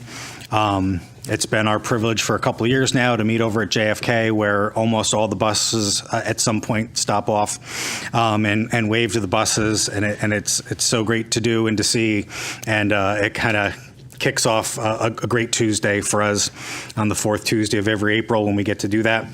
And I appreciate you guys. And I stopped by Smith afterwards and dropped off our balloons that we had. And I had my black and yellow on this morning, have my black and yellow on now. So I just wanted to thank all of our friends at Smith and for all the work that they do. And I as well have two students. One gets driven in the morning. One takes the bus both ways and has her whole career, and no incidences, and everything's been great. And thank you, everybody at Smith. Eli Whitney is hosting a blood drive tomorrow. Again, tomorrow's an early release day, so they're going to utilize their gym. And Eli Whitney will be hosting a blood drive tomorrow from 1 to 6 p.m. There's a few spots that are still open, so anybody interested in donating, you can go to redcrossblood.org. That's www.redcrossblood.org. And use sponsor code BGLAW for BJ Law, and that'll point you right towards the Eli Whitney specific address for tomorrow's blood drive. Also at Eli Whitney, our fifth graders will be celebrating Arbor Day this Friday by receiving a sapling that they can plant in their own yard and watch grow. This year's tree donated to all fifth graders is a sugar maple. I will tell you that I have a freshman in high school, and she planted her fifth grade tree when she left Whitney that summer, and it is now, I just this spring did my first two mows, and I took off the supports of the tree. It's now kind of on its own, and we'll see how she does. Also at Eli Whitney, our behavior techs have been working together to create a space for a few students who have expressed an interest in drawing. They've dubbed themselves the Art Throbs, and it's made up of students who have a unique and creative mind and who can use drawing and color as their expressive language. The students selected exemplify very innovative creations just by using a piece of paper and a pencil. Students will help create the beginning of a storyline that will continue every year. They will create their characters, and with the help of the staff, will come up with a summary describing what they drew and what it represents. The group will meet weekly, and students will rotate out during future sessions. I apologize, I have a cough drop with the allergies, also from Lawn Shores. My throat's been bothering me, so I have a cough drop. So I think this is neat that they're going to be making a story that's going to continue and continue. Also Thursday at Eli Whitney, we're welcoming the Berkshire Music back for an assembly. And then at 6 o'clock, our HMS second graders have been invited to join us at Whitney for bingo night. HMS second graders, you get a chance to see Eli Whitney. You're going to have fun playing bingo in the all-purpose room. And you get a chance to walk around the building you'll be in September, late August. Also, any fifth graders interested in ordering JFK Spiritwear, and this goes for all fifth graders at Parkman, Crandall, and Eli Whitney. There's an online store on JFK that closes this Sunday, but if you wanted to get a t-shirt or a JFK hat or something to start wearing this summer, feel free. I also had fun at the art show. I see your bowl. Raise you a bowl. No, but I had a long talk with one of our staff members there, and I don't want to put them on the spot, but we were talking about how our town does things right, like the art show, like Buzz Robotics, like Stowe Early Learning Center. And other towns don't do this, where you had bands playing in the corner of the room. Obviously there was the art show. You had the soup sale, but it wasn't just selling soup for the sake of that. They made the bowls that they served them in. It was ingenious that we took every corner of that cafeteria and we did something with it, and it all kind of centered around the arts, whether it be music or ceramics or painting. It was just very well done. And yes, you can point out that a district 2 towns over does this and we don't do that, but we do a lot. And there's so much that we do basically because of the size of our towns. You can go directly next door in any direction, and they don't do what Enfield does, more than likely just by the population differences. But we do a lot right, and that's one of them, was this weekend's event, and I thought it was great. My son actually asked me to go to school on a Saturday to see friends. And he said, I'm becoming my sister, aren't I? And I said, yes, you are, because she's the one that would go to school all day long, mostly to see friends. But he had never asked to go to school on a Saturday, ever. And I thought it was nice because one of his best friends, both sisters had art in the art show. One of his best friends was playing in the band. So he wanted to support a friend of his as well as his other friend's siblings. And I just wanted to thank Enfield Public Schools for all the good that they do. And that's just one of the many things. Also this weekend at EHS, did you mention Sound of Music opening this weekend? Lamplighters? I have another talking points coming up, right? Okay. So that's happening. Also, Enfield Unplugged, another kite initiative, is next week. Enfield Unplugged is always the first week in May, but May the 4th is Star Wars Day. So it's really hard to not celebrate May the 4th be with you when we're supposed to unplug from our electronic devices. So maybe you get a pass on Thursday, but that's you have to unplug though, right? At home, yep. But I want to thank Kite again. So there's if you go to Kite's website, Kite's Facebook page, they have a lot of great ideas for being able to attempt to pull the kids away from their devices at home, even on May the 4th next week. Last thing I wanted to mention, because this will happen after the next we meet, but registration is now. So this is important. EnfieldFoodShelf.org. Go to the main page, scroll down a little bit, look to your right, the Enfield Townwide Tag Sale. So this is something that I've been involved with since its 5th year, I believe. This is the 11th edition of the Enfield Townwide Tag Sale, so I just want to remind everybody that on Saturday, May 20th, it's always the Saturday following Mother's Day. If you go to EnfieldFoodShelf.org, you click to be on the tag sale, to be a participant. We take the first 100 people or so, and everybody goes on the map, and everybody comes and they get their map, and they go shopping all day long from 9 to 3 that day. And some people have tag sales all weekend. But we did want to remind everybody to go to EnfieldFoodShelf.org because you do need to sign up in the next couple of days and weeks to prepare for May 20th. And I believe that's all I had this week. Thank you. Thank you, Mr. Ryder. Just a couple things. I also went to the art show and bought 2 bowls from Abby. And she kindly listened to me talk about charcuterie boards. That's what I'm going to use this for. She was very gracious to listen to me talk about that. But thank you, Abby. We had met at the United Sound presentation, and it was nice to connect with you at the art show. I'm always in awe of the artists that we have in the high school, whether it's ceramics, playing in the band, drawing. You had students there drawing as you were walking through. It just really is such a great community event of kids of all ages. I really liked the JFK Under the Sea aquarium type exhibit that was there, but some of the kids are just so wonderful in their artwork. I also, before that, went down to the Unified Sports Volleyball Tournament, which was enjoyable too. And what I love about that is they had the police department and I believe Thompsonville Fire Department there. You know, I'm available to play. I won't be very good, but I would love for the Board of Ed to get invited to do something like that. It was fun had by all.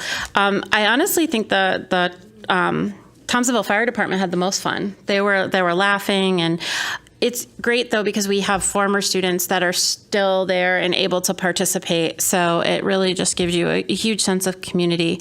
For United Sound, that Ms. Cushman had mentioned. Thank you to Ms. Acree for reminding us. But I just wanted to read this for you guys that Mr. Rapucci sent to Ms. Zalicki. The Spring Music Showcase on April 26th is from 12:45 to 1:15 in the EHS Auditorium, and it's a concert for the teachers of Enfield High School celebrating the 2022-2023 school year.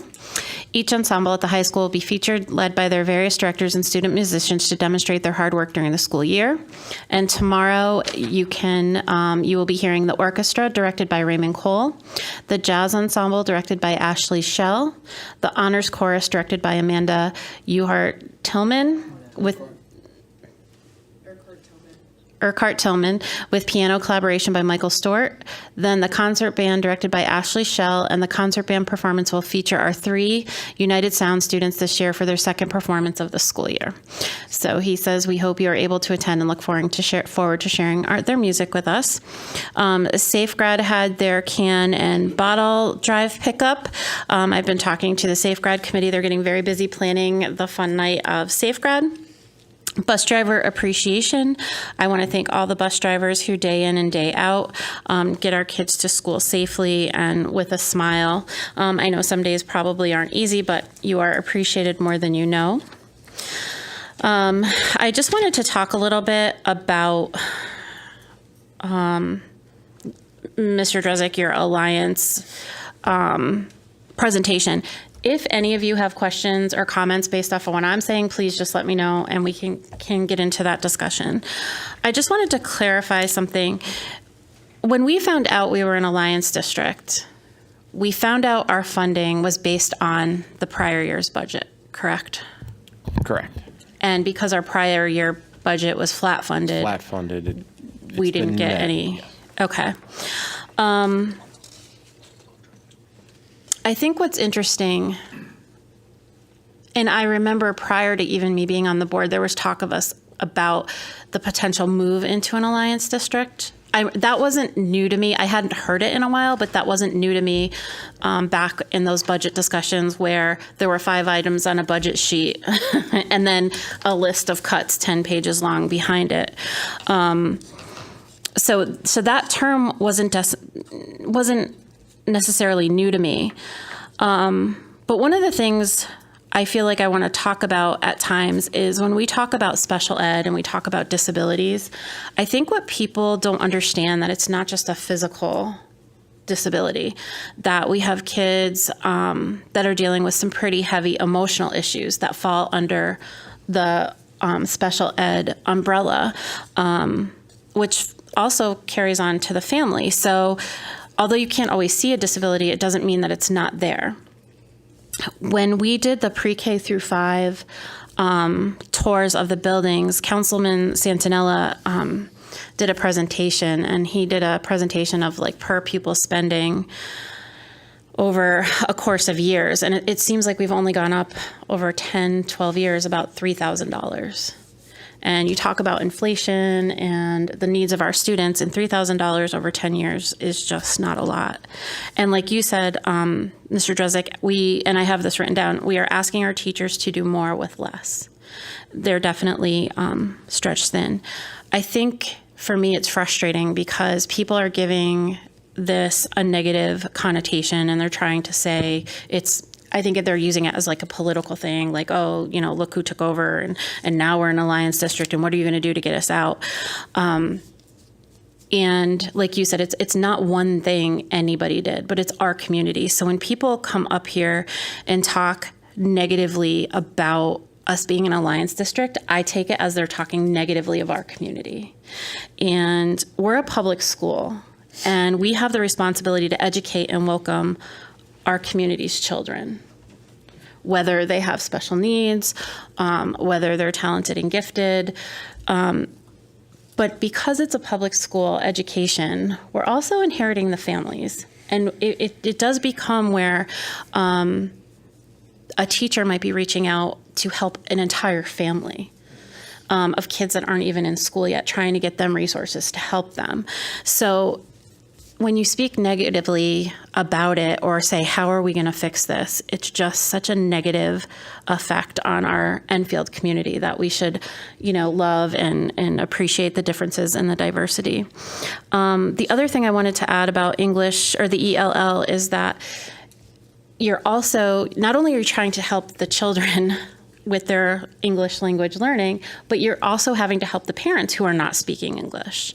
So there's definitely an additional facet of that, because you need to be able to communicate with these parents and the children. So it's definitely a struggle. So having those extra resources, like for me, you talked about chronic absenteeism. I think it would be amazing if we had extra resources to have like those family outreach people on our staff that could be dedicated to just focusing on like the chronic absenteeism of the students and giving family some support.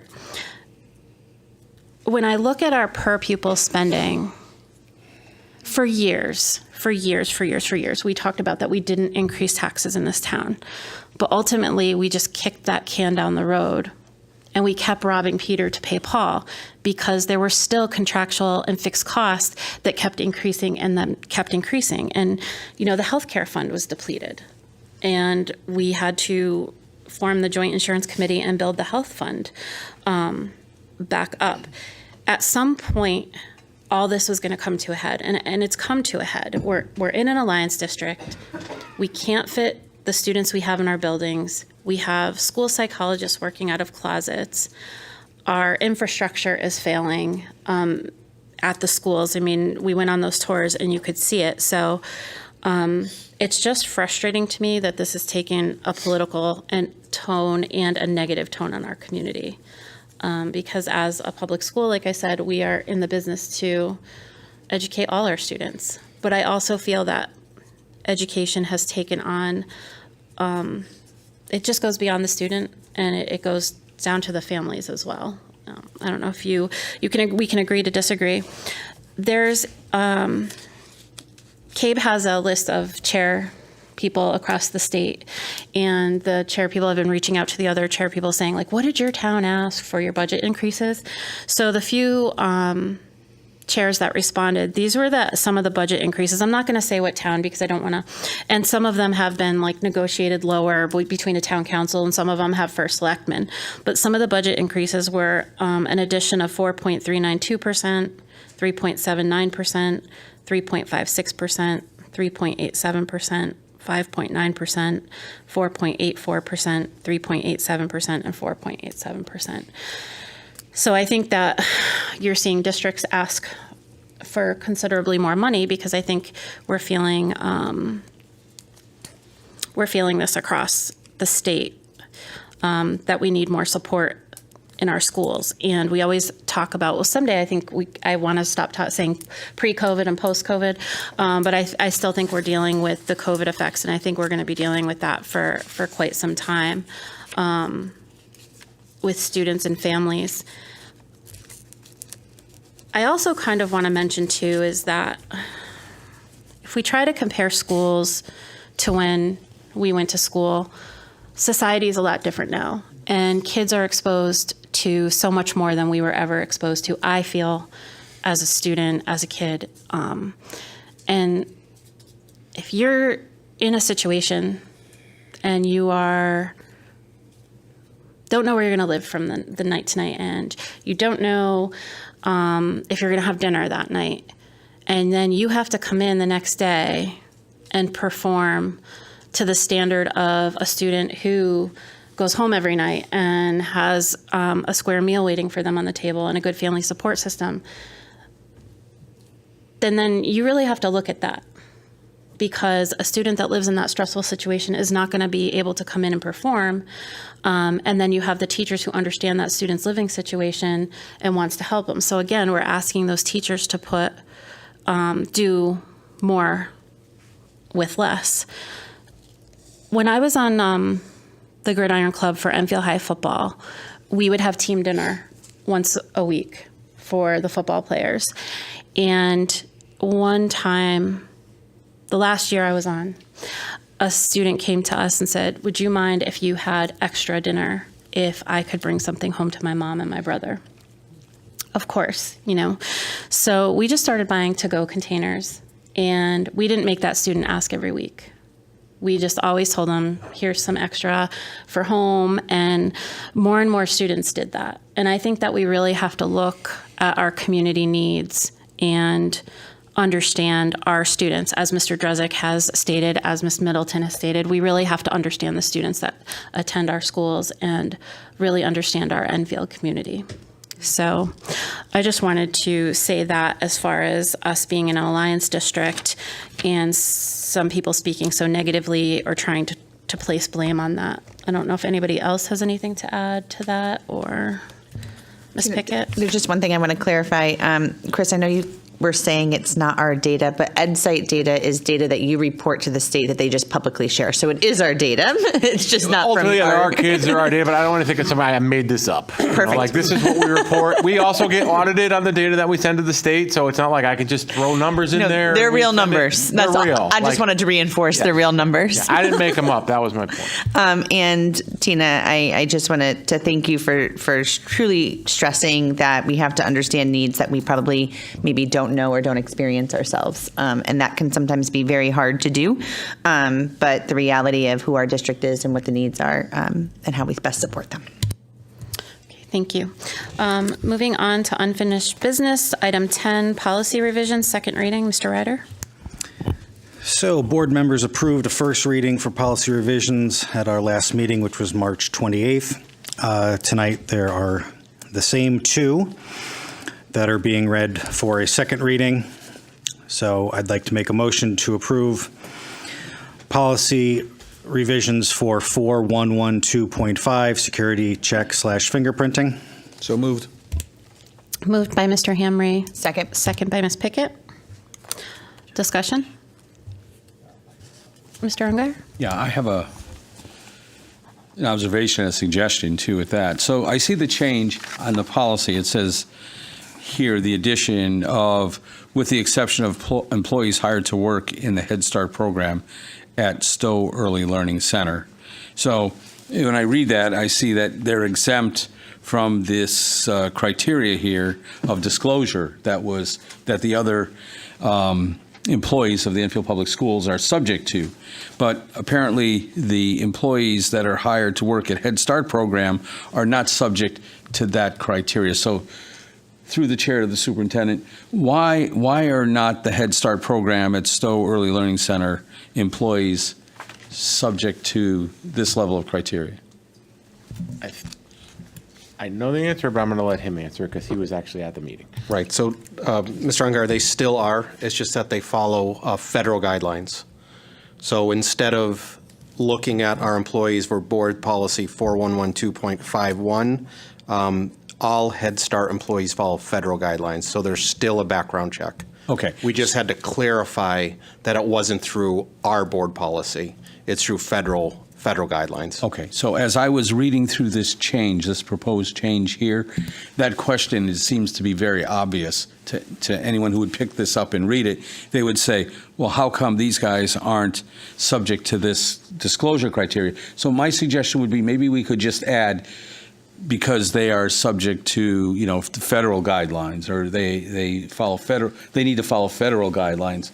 But at least we know that there's some level of protection and disclosure that the Head Start people would have. Because what I see happening is that when people look at this, they're going to ask that same question that I did when I read it. But, Mr. Ungar, we did have that conversation during the policy meeting. I believe I actually asked that question myself, and that was the answer I got, that it is a federal guideline that dictates what Stowe has to meet. And I'm not objecting that that's what they have to do. I'm just saying. And as a subcommittee, we came to the agreement that this policy would be submitted as such and approved at the first reading last month. So it's disheartening to have this come up as an issue on the second reading, despite the caucus that you had about policies. Well, it's not a matter of disheartening or whatever. It's just a matter of what's right and what's best for policy for Enfield. And that was my only point, is that I think with it written as it is, it basically causes confusion and a question, okay? And people are going to read that, as I did, and say, well, how come Head Start folks, they don't have to go through, maybe they don't have to go through any of this. But the fact is they do.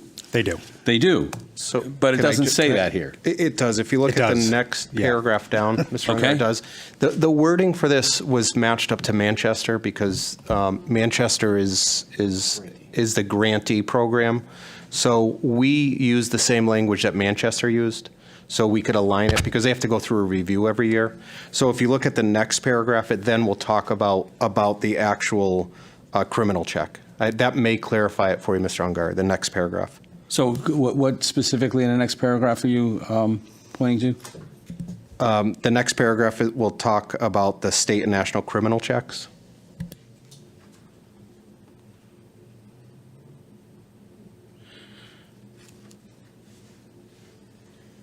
Okay, that's fine. That was my input on this.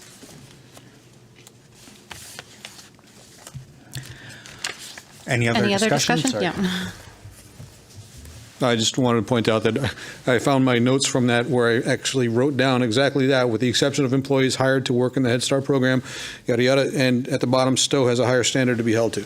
So it was discussed at the first reading in March, and again, we approved it the following. So you made that recommendation, but decided not to put it in. We had that question. I had the question. It was asked and answered, and again, we caucus for a reason. We talk to each other as caucuses for a reason to discuss policy and questions that we might have on these policies. I just would note that there's also a special note box that says applicants for all positions, certified and non-certified, must submit to a check of Department of Children and Families Child Abuse and Neglect Registry. So, but it does say with the exception of these people. So that's the part that was confusing me. With the exception of these people, everybody else is subjected to everything, with the exception of these people. That's my point.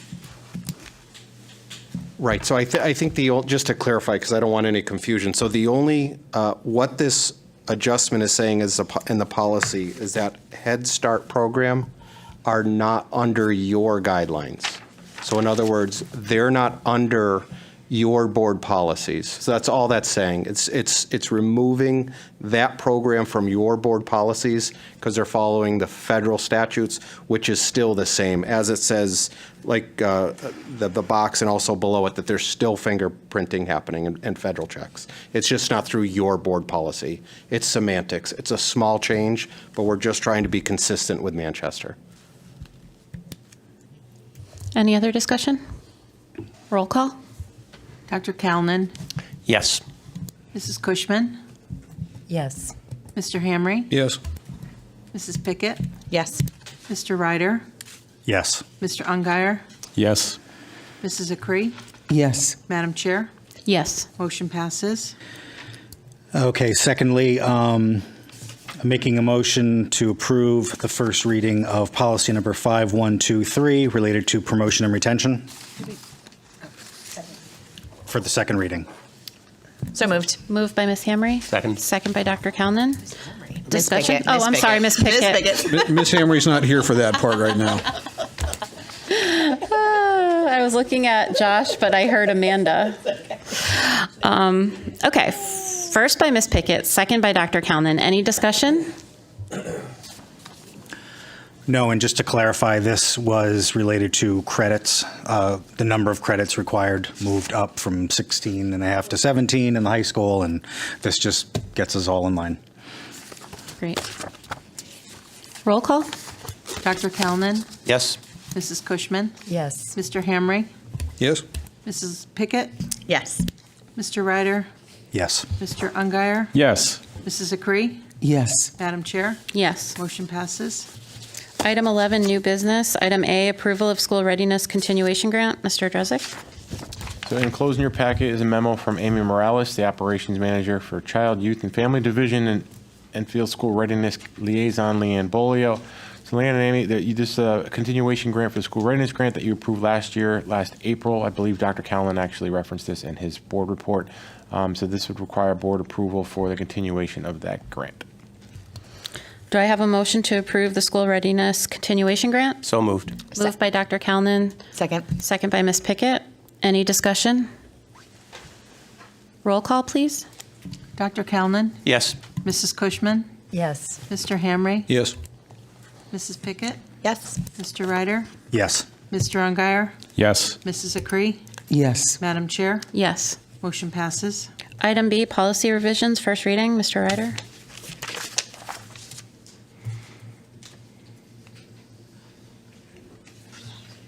One moment, please. Sorting. Where'd I put that second?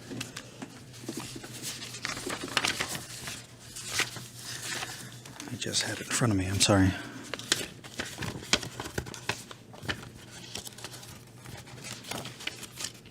No.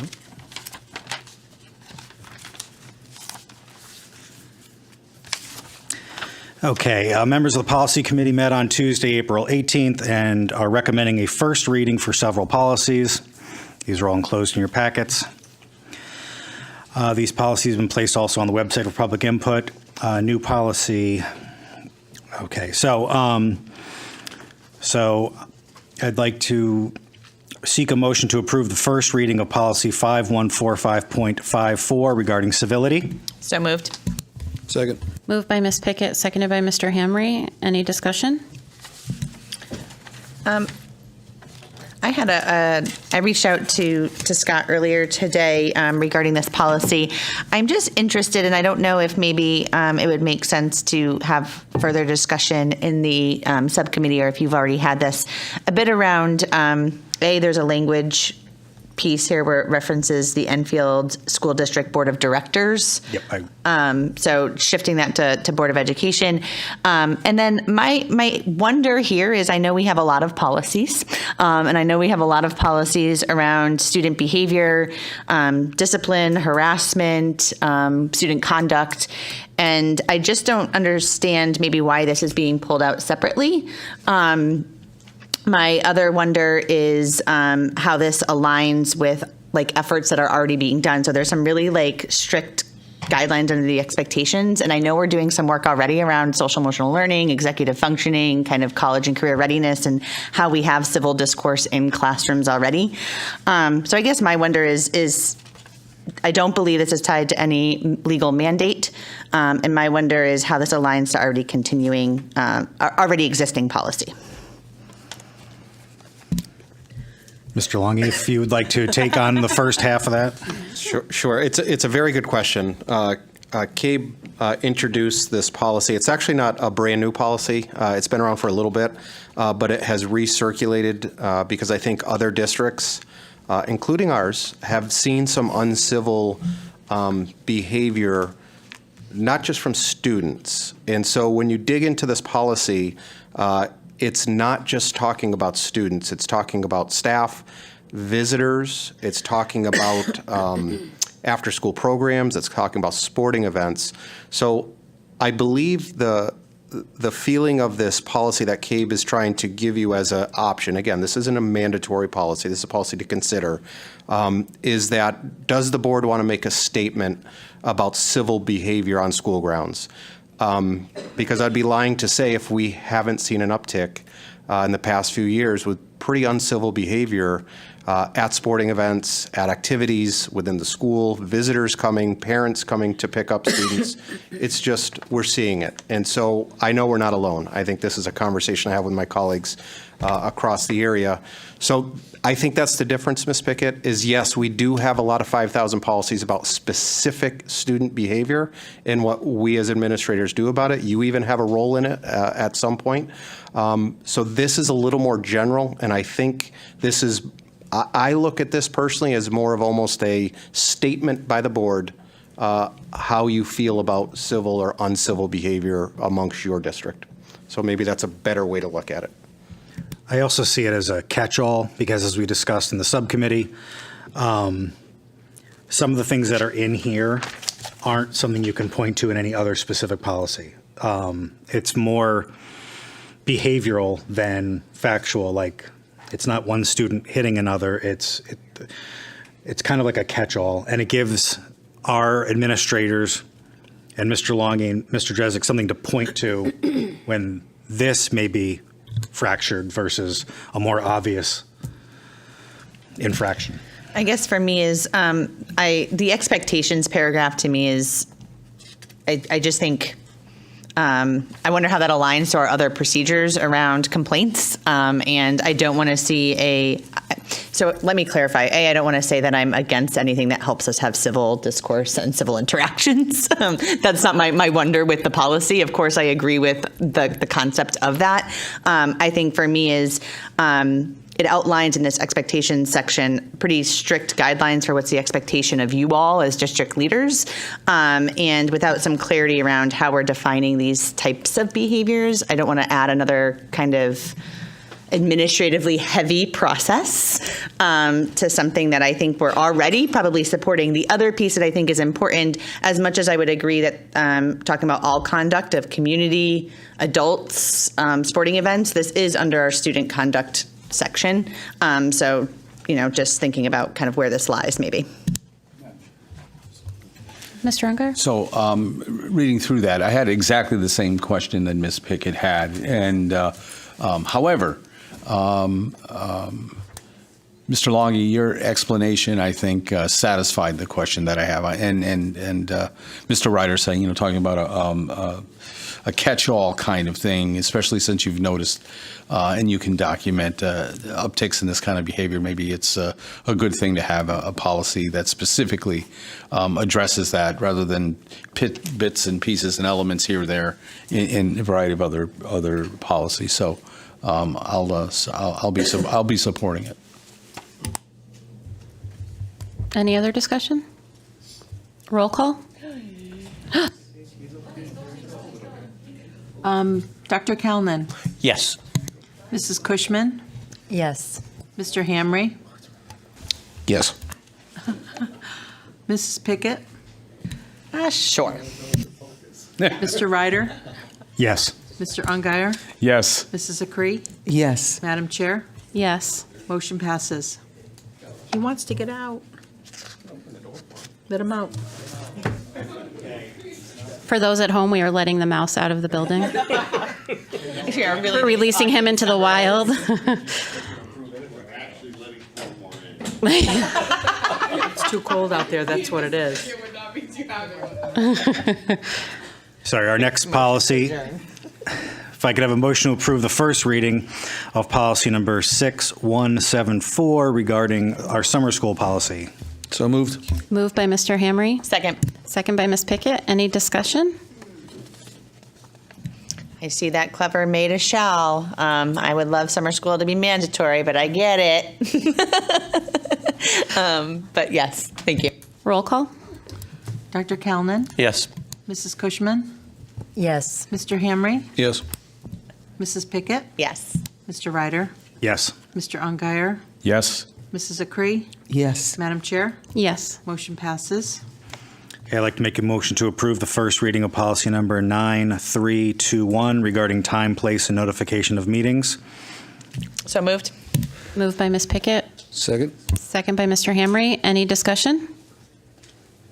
Roll call, please. Dr. Calnan? Yes. Mrs. Cushman? Yes. Mr. Hamry? Yes. Mrs. Pickett? Yes. Mr. Ryder? Yes. Mr. Ungary? Yes. Mrs. Acree? Yes. Madam Chair? Yes. Motion passes. Okay, I'm seeking a motion to approve the first reading of policy number 9325.2 regarding order of business and meeting conduct. So moved. Moved by Ms. Pickett, Second? second by Mr. Hamry. Any discussion?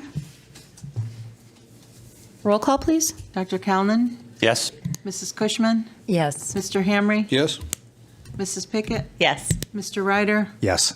Mr. Ungary? Yes. Mrs. Acree? Yes. Madam Chair? Yes. Motion passes. Item 12, board committee reports, curriculum.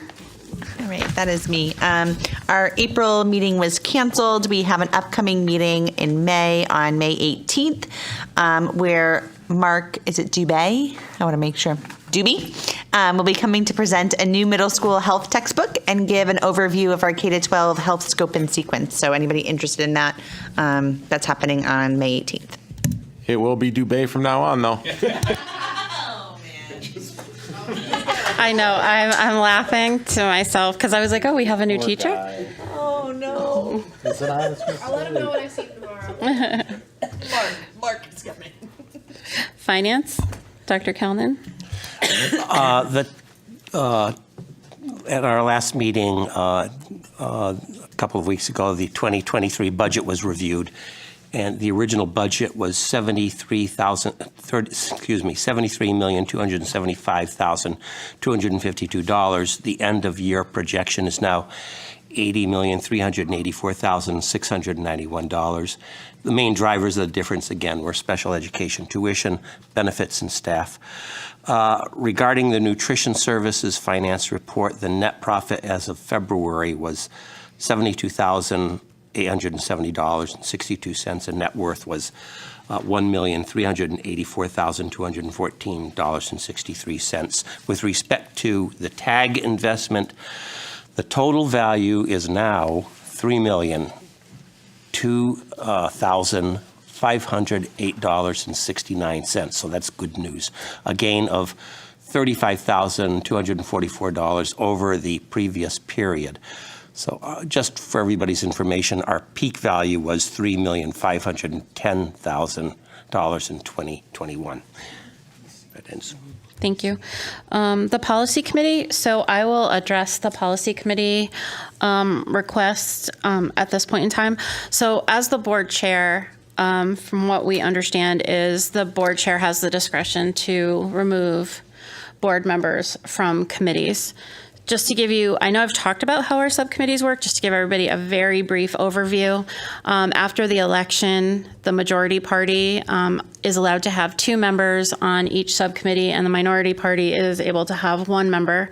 And they go back to their respective caucuses, and the caucuses decide who would best represent each caucus on those subcommittees. So we have curriculum, finance, policy, just, and then we have some joint committees that we usually work together to figure out who's on there. So what's interesting to me is that I hear what Mr. Hamry is saying, and I understand his frustration. And what's interesting is Mr. Hamry feels that there is harmful dialogue coming from his constituent, and at the same time, that constituent feels like they are trying to protect the students from harm. As the chair, I'm put in this position to ultimately say whether I feel a committee member should or should not be on the committee. It's interesting. Something like this came up when Tom Serrard was our board chair, and he talked about family business. I thought that was an interesting concept. Although that there's frustrations that come out of these subcommittees and there's feelings that are very strongly behind the policies on both sides, that's kind of what makes our democracy. And we have to learn to agree to disagree. And as the board chair, I have to also look at the future of other boards. So I would never want to be in a position where the board chair, if I were in the minority position, to decide to remove me from a committee, because I think that would have happened to you last term. They tried. So you always have to think of the future, and as the chair, I'm trying to draw a balance. I know you guys have had pretty contentious dialogue in the policy meetings, but I both think you're representing your sides properly. I think that the Republicans had felt that Ms. Cushman would best represent their party, their caucus, their ideals. Mr. Ungeyer had said that. And Mr. Hamry, the Democratic caucus, feels the same about you. So as the chair, I do not feel that I would be removing anyone from any of our committees in this term. So I just kind of wanted to put that out there. I've seen the frustration. I have been on the committees where I have been very frustrated myself, but I think the dialogue is good that we're having. And again, this is a democracy at the end of the day, and we're not all going to get along and we're not all going to agree. It's just interesting that at times we seem very divided, but sometimes we're saying similar things as Mr. Hamry is trying to protect students, and you are saying you are trying to protect students. So it's just interesting to me, but that's how I'm going to stand on the future of the committees. So, Policy Committee, Mr. Ryder. We last met on April 18th. We meet again on May 16th.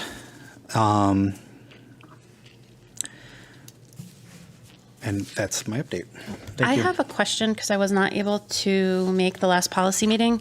In the update we got on Friday, it said something about flags were discussed in the policy committee meeting minutes. Can you explain that to me? Well, we had an item from the table. Ms. Cushman proposed a policy about flags and flag usage in classrooms and on school grounds. And it's an item from the table, which means it would be on our agenda for the next meeting, but we didn't discuss it fully. That's what that's regarding. I don't know if you wanted to touch on that. I just provided a sample policy of something to consider. So it was just as an item from the table. I really wasn't expecting to have a full discussion, but I was just bringing it to the other committee members to share as something to consider for our next meeting. And that's how we've worked. We bring something up one month, add it to the agenda for the next month. I was just confused. I hadn't been, unfortunately, I had a commitment, so I wasn't able to attend the last policy meeting, which I tried to attend. So, Mr. Hamry? I really do wish that those policy meetings were televised so that the items from the table would be viewable by all that are impacted by the policies and the proposed policies. In this particular instance, it was kind of a flashback to the issues that came up last year when the proposal was made that we have to protect students from having transgenders in the bathrooms. It was an issue that stemmed from something that happened out of state or caught the attention of somebody else that has Ms. Cushman's ear. And in one part, it was nothing at all to do with Enfield Public Schools because it didn't happen in Enfield Public Schools. But in the next part, it was an incident that somebody heard about that happened in Enfield Public Schools that did not come to the board through the proper channels, and we should have no reason talking about an issue that came through the board through those channels, as it was not our time to represent that issue. We had a topic that was handled as appropriately through our policies, through the existing policies in a disciplinary matter that suddenly came before us as a subcommittee to discuss a policy to remove flags from the classrooms. I would be remiss if I didn't point out that that would include any signs of support for the LGBTQ community, who happen to be the same target of the removing policies that protected the transgender, LGBTQ, and by default of that particular policy at the time, the military families. So it seems to be a common thread, and I do appreciate the Chair's response to the issue at hand regarding committee members. So, I'm sorry. So can you just, so Ms. Cushman has a proposed policy, and then Mr. Longi is reviewing it? Is that how? No. So and everybody has done this, and I've tried to be very consistent and fair throughout this entire term. So basically, we have our agenda.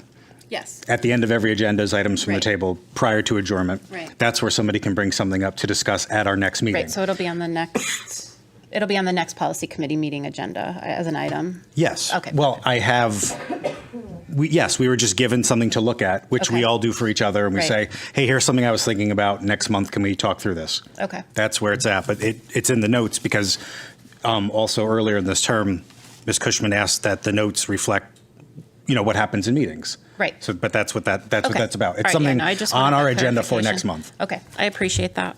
Thank you. Leadership Committee, I'm hoping that we can eat. I'm hoping we can eat as well. Have I second dinner. that. Can we just have a dinner meeting? Way to go, Tina. I'm acting like the town council. We're going to eat at our meetings. I'm hoping to meet either next Monday or the Monday before our next meeting, if that works. I'll reach out to leadership and we'll try to nail down a date for that. Joint facilities. Mr. Wright? Their April 13th meeting was canceled, Yes. and they may be meeting April 27th. The JFK Building Committee. Their last meeting was last week. That was also canceled. Joint Security Committee. We'll have a date soon for our next meeting. We meet quarterly. Enfield Mental Health and Wellness Work Group. No report. Okay. Enfield Cultural Arts Commission, Mr. Hamry. Thank you. I'm going to take up some of Dr. Callanan's time. I appreciate him not having anything to talk about. It's because I've got several things. One of the big things, this is something that came to me just this afternoon. Program coming up this summer, Summer Arts 2023, open to all Enfield Public School students entering grades 2 through 12. It is an arts program that will take place at Enfield High School. So in a brand new, well, not necessarily the newest building in town, but one of the gorgeous facilities in town. The dates are going to be through July and July 10th through the 13th, then 17th through the 20th, Monday through Thursdays at, again, Enfield High. It's not without its cost. It is $120 per person, per student to participate in the Summer Art 2023 at Enfield High. I want to take a moment to there's no way I can possibly stress enough the importance and the significance of attending and supporting the Lamplighters production of The Sound of Music. Not only is the story itself poignant and timely and good to be reminded, for those that are not familiar, it deals with a family that is trying to stay on the right side of their government and to stay on the right side of what's humane. And they find themselves having to run from the SS during the Nazi takeover of Europe. So, and I'm doing a terrible job of paraphrasing that. I apologize, but their production at Enfield High School is amazing, and the cast and crew are doing a spectacular job with that. Some thoughts about the Arts Festival. I had the opportunity again to attend that for the as part of the liaison for the Board of Ed and the schools, but also as the ECAC liaison. I had the opportunity to talk with Mr. Rapucci Saturday about those performances, the music that they were performing there, and the way that over the years the festival has really gotten to this point where we have representation from all schools in all buildings in all grades, And given that, the size of that cafeteria, it's kind of limiting to the number of people that are on display, the art that is on display. I don't know if it's possible to find a way to find a bigger venue or extend the run, but the students that put so much work into it and so much incredible art that they provide to us, it's almost a disservice to have such a limited amount of time in such a confined area to provide them. But to the point of the music that they perform, Mr. Pucci and I had talked about finding a way to elevate the performers so they're on a stage that can be seen across the room and amplified so that they can be heard across the room, because in the cafeteria there, if you're not standing directly in front of them, you don't hear it because that wall of people knocks the sound down. It's again, a disservice that we both recognized that Saturday and are working to get a solution for. I was also not aware that Chef O was out of state, that he was in Florida at a what's the word I'm looking for? Start culinary competition. At a culinary competition, and I am remiss for not being able to follow that. I would ask through the chair to the superintendent if there's a way that the culinary arts, I can be connected with the culinary arts program and represent them as the liaison to the ECAC. That would be fantastic because we like to eat. They have great food. And they do. As one of the best things about that festival, and this is just this is this year's purchases of bowls. I've got many bowls at home from the previous years that I've attended the festival. A little bit off topic there, I apologize, but it's an amazing event there. And thank you to the Ladies Club, Women's Club of Enfield? Women's Club of Enfield for taking that on, and I believe it's their 50th, or they've got 57th anniversary. 50 more. Same exact year as the Super Bowl. Okay, But I don't think- not that I would follow that. I got a Super Bowl there. All right, well done. Okay, so Scott took my joke. So 57 years worth of providing this opportunity to the students of Enfield. I would encourage everybody to follow the Enfield Culture and Arts on the website for all of the events that they're in development, including the concerts on the gazebo back here behind Town Green once it's completed. And there is social media, of course, that they use to promote their events. At the last meeting, I talked about the open jam that they have at the library. It's going to be continuing, and I want to thank everybody that showed up to partake in that, particularly those that were there just to listen to the music. It was the first meeting, and hopefully it will, not meeting, first open jam, and hopefully it continues through the foreseeable future. I have a strong sense that I'm forgetting something, and there is a mural, thank you. There is a mural project underway to provide the town's first mural, and that is happening at the Enfield Produce Wall across from the American Legion Post 80 on Route 5. And that project is moving forward ever so slowly. It's happening through a program, and I'm going to do it a disservice, Rise Up CT, and that program just got the funding for a different program in the state where they're going to be putting up the largest mural in New England, something like an 85-foot tall mural on the side of a building in Hartford. So we are going to have a lot of talented expertise coming into town to help beautify that location, and more to follow because there's a lot of revitalization, and I hate the word revitalization because it has such a negative connotation with the history of work that's been attempted in the past in Thompsonville, but there's some strong progress in getting things done in Enfield, particularly Thompsonville, with the train station and all of that goes along with it. So ECAC will be moving in the same direction as all these other programs and the progresses that are being made. And I also want to shout out to the Valley Rep Theater for their upcoming production of Holidays, happening the weekend of May 12th is the opening night. So that's coming up. And Opera House Players has a production of School of Rock that they've just had auditions for, and are going to be opening up their production of the Hunchback of Notre Dame coming up, I believe, in the next 2 to 3 weeks. I apologize, I don't have that exact date. May 5th, Cinco de Mayo. So lots of going on, and I do want to thank again the board and the town council for making this possible to have a liaison for the culture, for the arts and culture in this city, in this town, and among the districts, because there's so much that we don't know about unless it gets the attention through these types of opportunities. Thank you. I just have to add, and this is like going back to the 80s and 90s. If you're a Firmite, you remember this. It's nice to see the culinary arts coming back, because they used to have something at Fermi called Cafe Rendezvous. And you could go to school early and you could get like a full breakfast that they cooked for you. It was like $1.50, I think.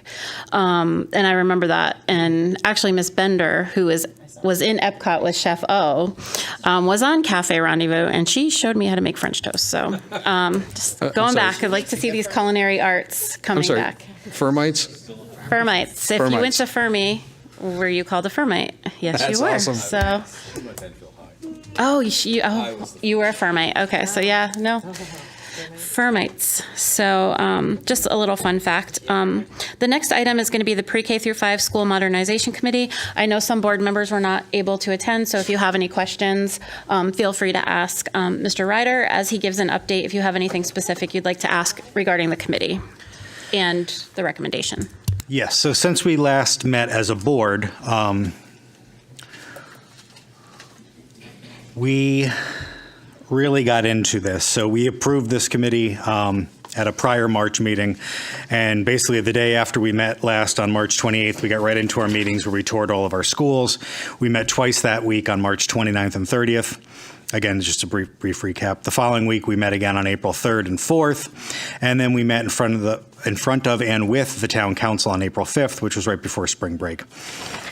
So what we did is we toured each of the pre-K through 5 buildings, as well as Eagle, and Stowe being the PK portion of that. And we were able to put together a committee of 15 residents. They're all residents. Some are also staff members. Some are parents. Some have a background in this stuff. Some don't. Some are well connected in town as far as like being a coach of girls softball. And basically we wanted, active community members that could help us with this, because we know people are going to have questions and they don't always come up to talk to the 9 of us. So we wanted to make a conscious effort to make sure that we had people involved that could answer these questions as this group went forward. And it was the PK through grade 5 School Modernization Committee who made the recommendation to ask the town council if we could at least take this to the next step and look into the possibility of modernizing our school facilities. Whatever that looks like and however that shakes out is still to be determined. But just so everybody knows what our next steps are. So the town council did approve our request for an amount up to $200,000 for the feasibility studies and the other studies needed to take place to see what facilities are most in need, what these facilities could cost. Again, we had estimates of approximately $36 million of today's dollars for just Band-Aids. That does not give somebody a new boiler if they need one in a year from now. This does not give somebody a new roof. This is just what we would need to fix to be ADA compliant in certain buildings. If we replace a window, what's behind that window, what's between the window and the wall, you don't know. But basically, we came up with a number of approximately, we were presented with a number of approximately $36 million over the next 8 to 10 years of improvements to our existing buildings at today's dollars. So the PK through grade 5 School Modernization Committee came to the conclusion that at the very least we need to look into doing something different, doing something better, doing something that's going to last, that resembles the success we've had at the high school and with the new middle school that we opened up this current school year.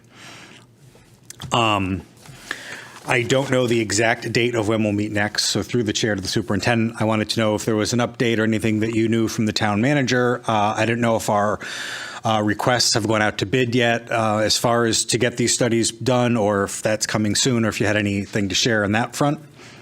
So everything is in process. It's the last step of the process before the formal RFP goes out. It has to get cleared through finance and checked through legal and all that. It's in finance as we speak with the hopes of getting out any day now.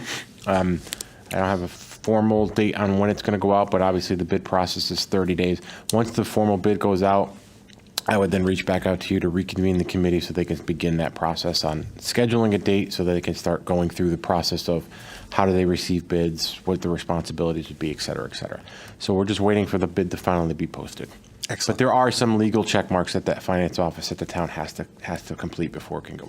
No, I appreciate that because a few committee members reached out and we're just like, we had such a frenetic pace and where are we? What do we do? When do we meet next?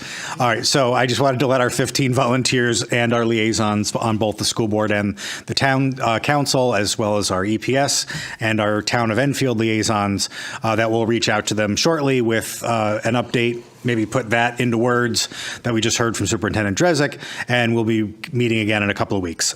So I just wanted to give everybody an update on that. And I want to thank those 15 volunteers as well as all of our liaisons again, because we pretty much were together for 2 weeks straight, and I appreciated their time and effort and their willingness to serve on that committee. And we're not done yet. I just wanted to add a couple things. I just wanted to say who our liaisons are. Our liaisons are Scott Ryder and Janet Cushman. I appreciate you both being on that committee. And then on the town council, it's Deputy Mayor Sakala and Ken Nelson.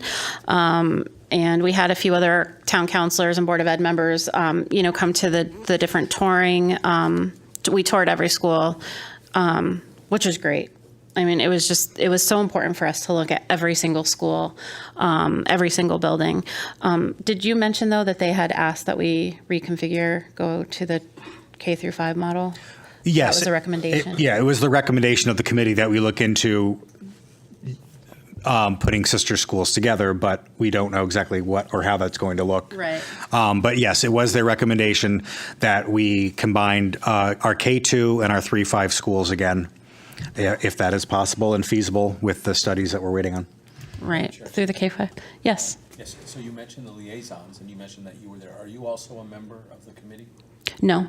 No, liaisons are not voting members. That was the other thing I wanted to mention. So we felt like this needed to be a community-led, staff-led committee recommendation. So none of the liaisons are voting members, just the committee members are the voting members, not the town council liaisons, not us.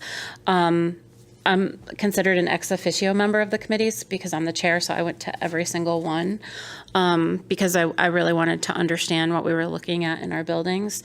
So after our final tour, we met at JFK to kind of give everybody an idea of what the classrooms look like at JFK because JFK would have more kind of classrooms than Enfield High that you would use at an elementary level. And then we went into the cafeteria and the committee decided 4 topics that they wanted to talk about. And they decided who was going to speak to the elected officials on behalf of that. And then the elected officials just backed away and let the committee do their work that evening so that we didn't have any influence over how the community felt based on what they saw and with the information that they had. So I just think that's a fair way to do that. So, And you should definitely watch that meeting if you haven't yet, because we heard from the committee directly at that April 5th meeting. So right, it was about space, facilities, family, and academics. Yep. In that order. Mr. Hamry? I actually had a question, something not related to the building committee, but I knew I forgot something on the ECAC thing, so I wanted to touch. Oh, I'll circle back under correspondence and communications. Does anybody else have any questions? So I want to say thank you to, because we saw all those buildings in the matter of 4 nights and then had a meeting on the 5th night. So I appreciate the liaisons and the committee members, and I can't wait for things to come. Item 13, approval of minutes. Do I have a motion to approve the regular Board of Ed meeting minutes from March 28th, 2023? So move. Moved by Mr. Hamry. Second. Second by Mr. Ryder. Show of hands. I'm going to abstain. I'm abstaining. I wasn't here.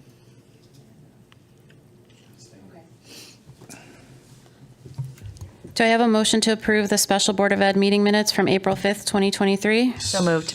Moved by Ms. Pickett, second by Mr. Ryder. Show of hands. Item 14, approval of accounts and payroll for the month, I'll stop there. Approval of accounts and payroll, Dr. Kellnan. Okay, certification of expenditures. The Finance Committee met on April 17th, 2023 to review financial statements for the month of March year-to-date and to examine various documents related to finances. Our review concluded that there is nothing significant to report to the board. Motion.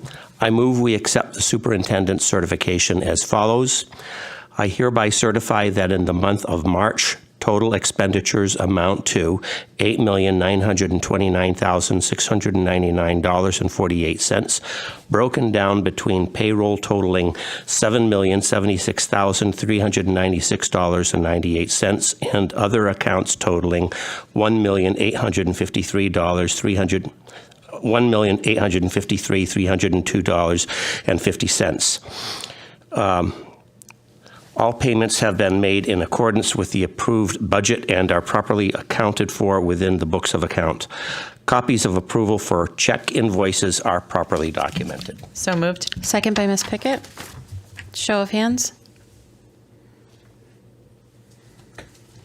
Certification of grants and Head Start expenditures.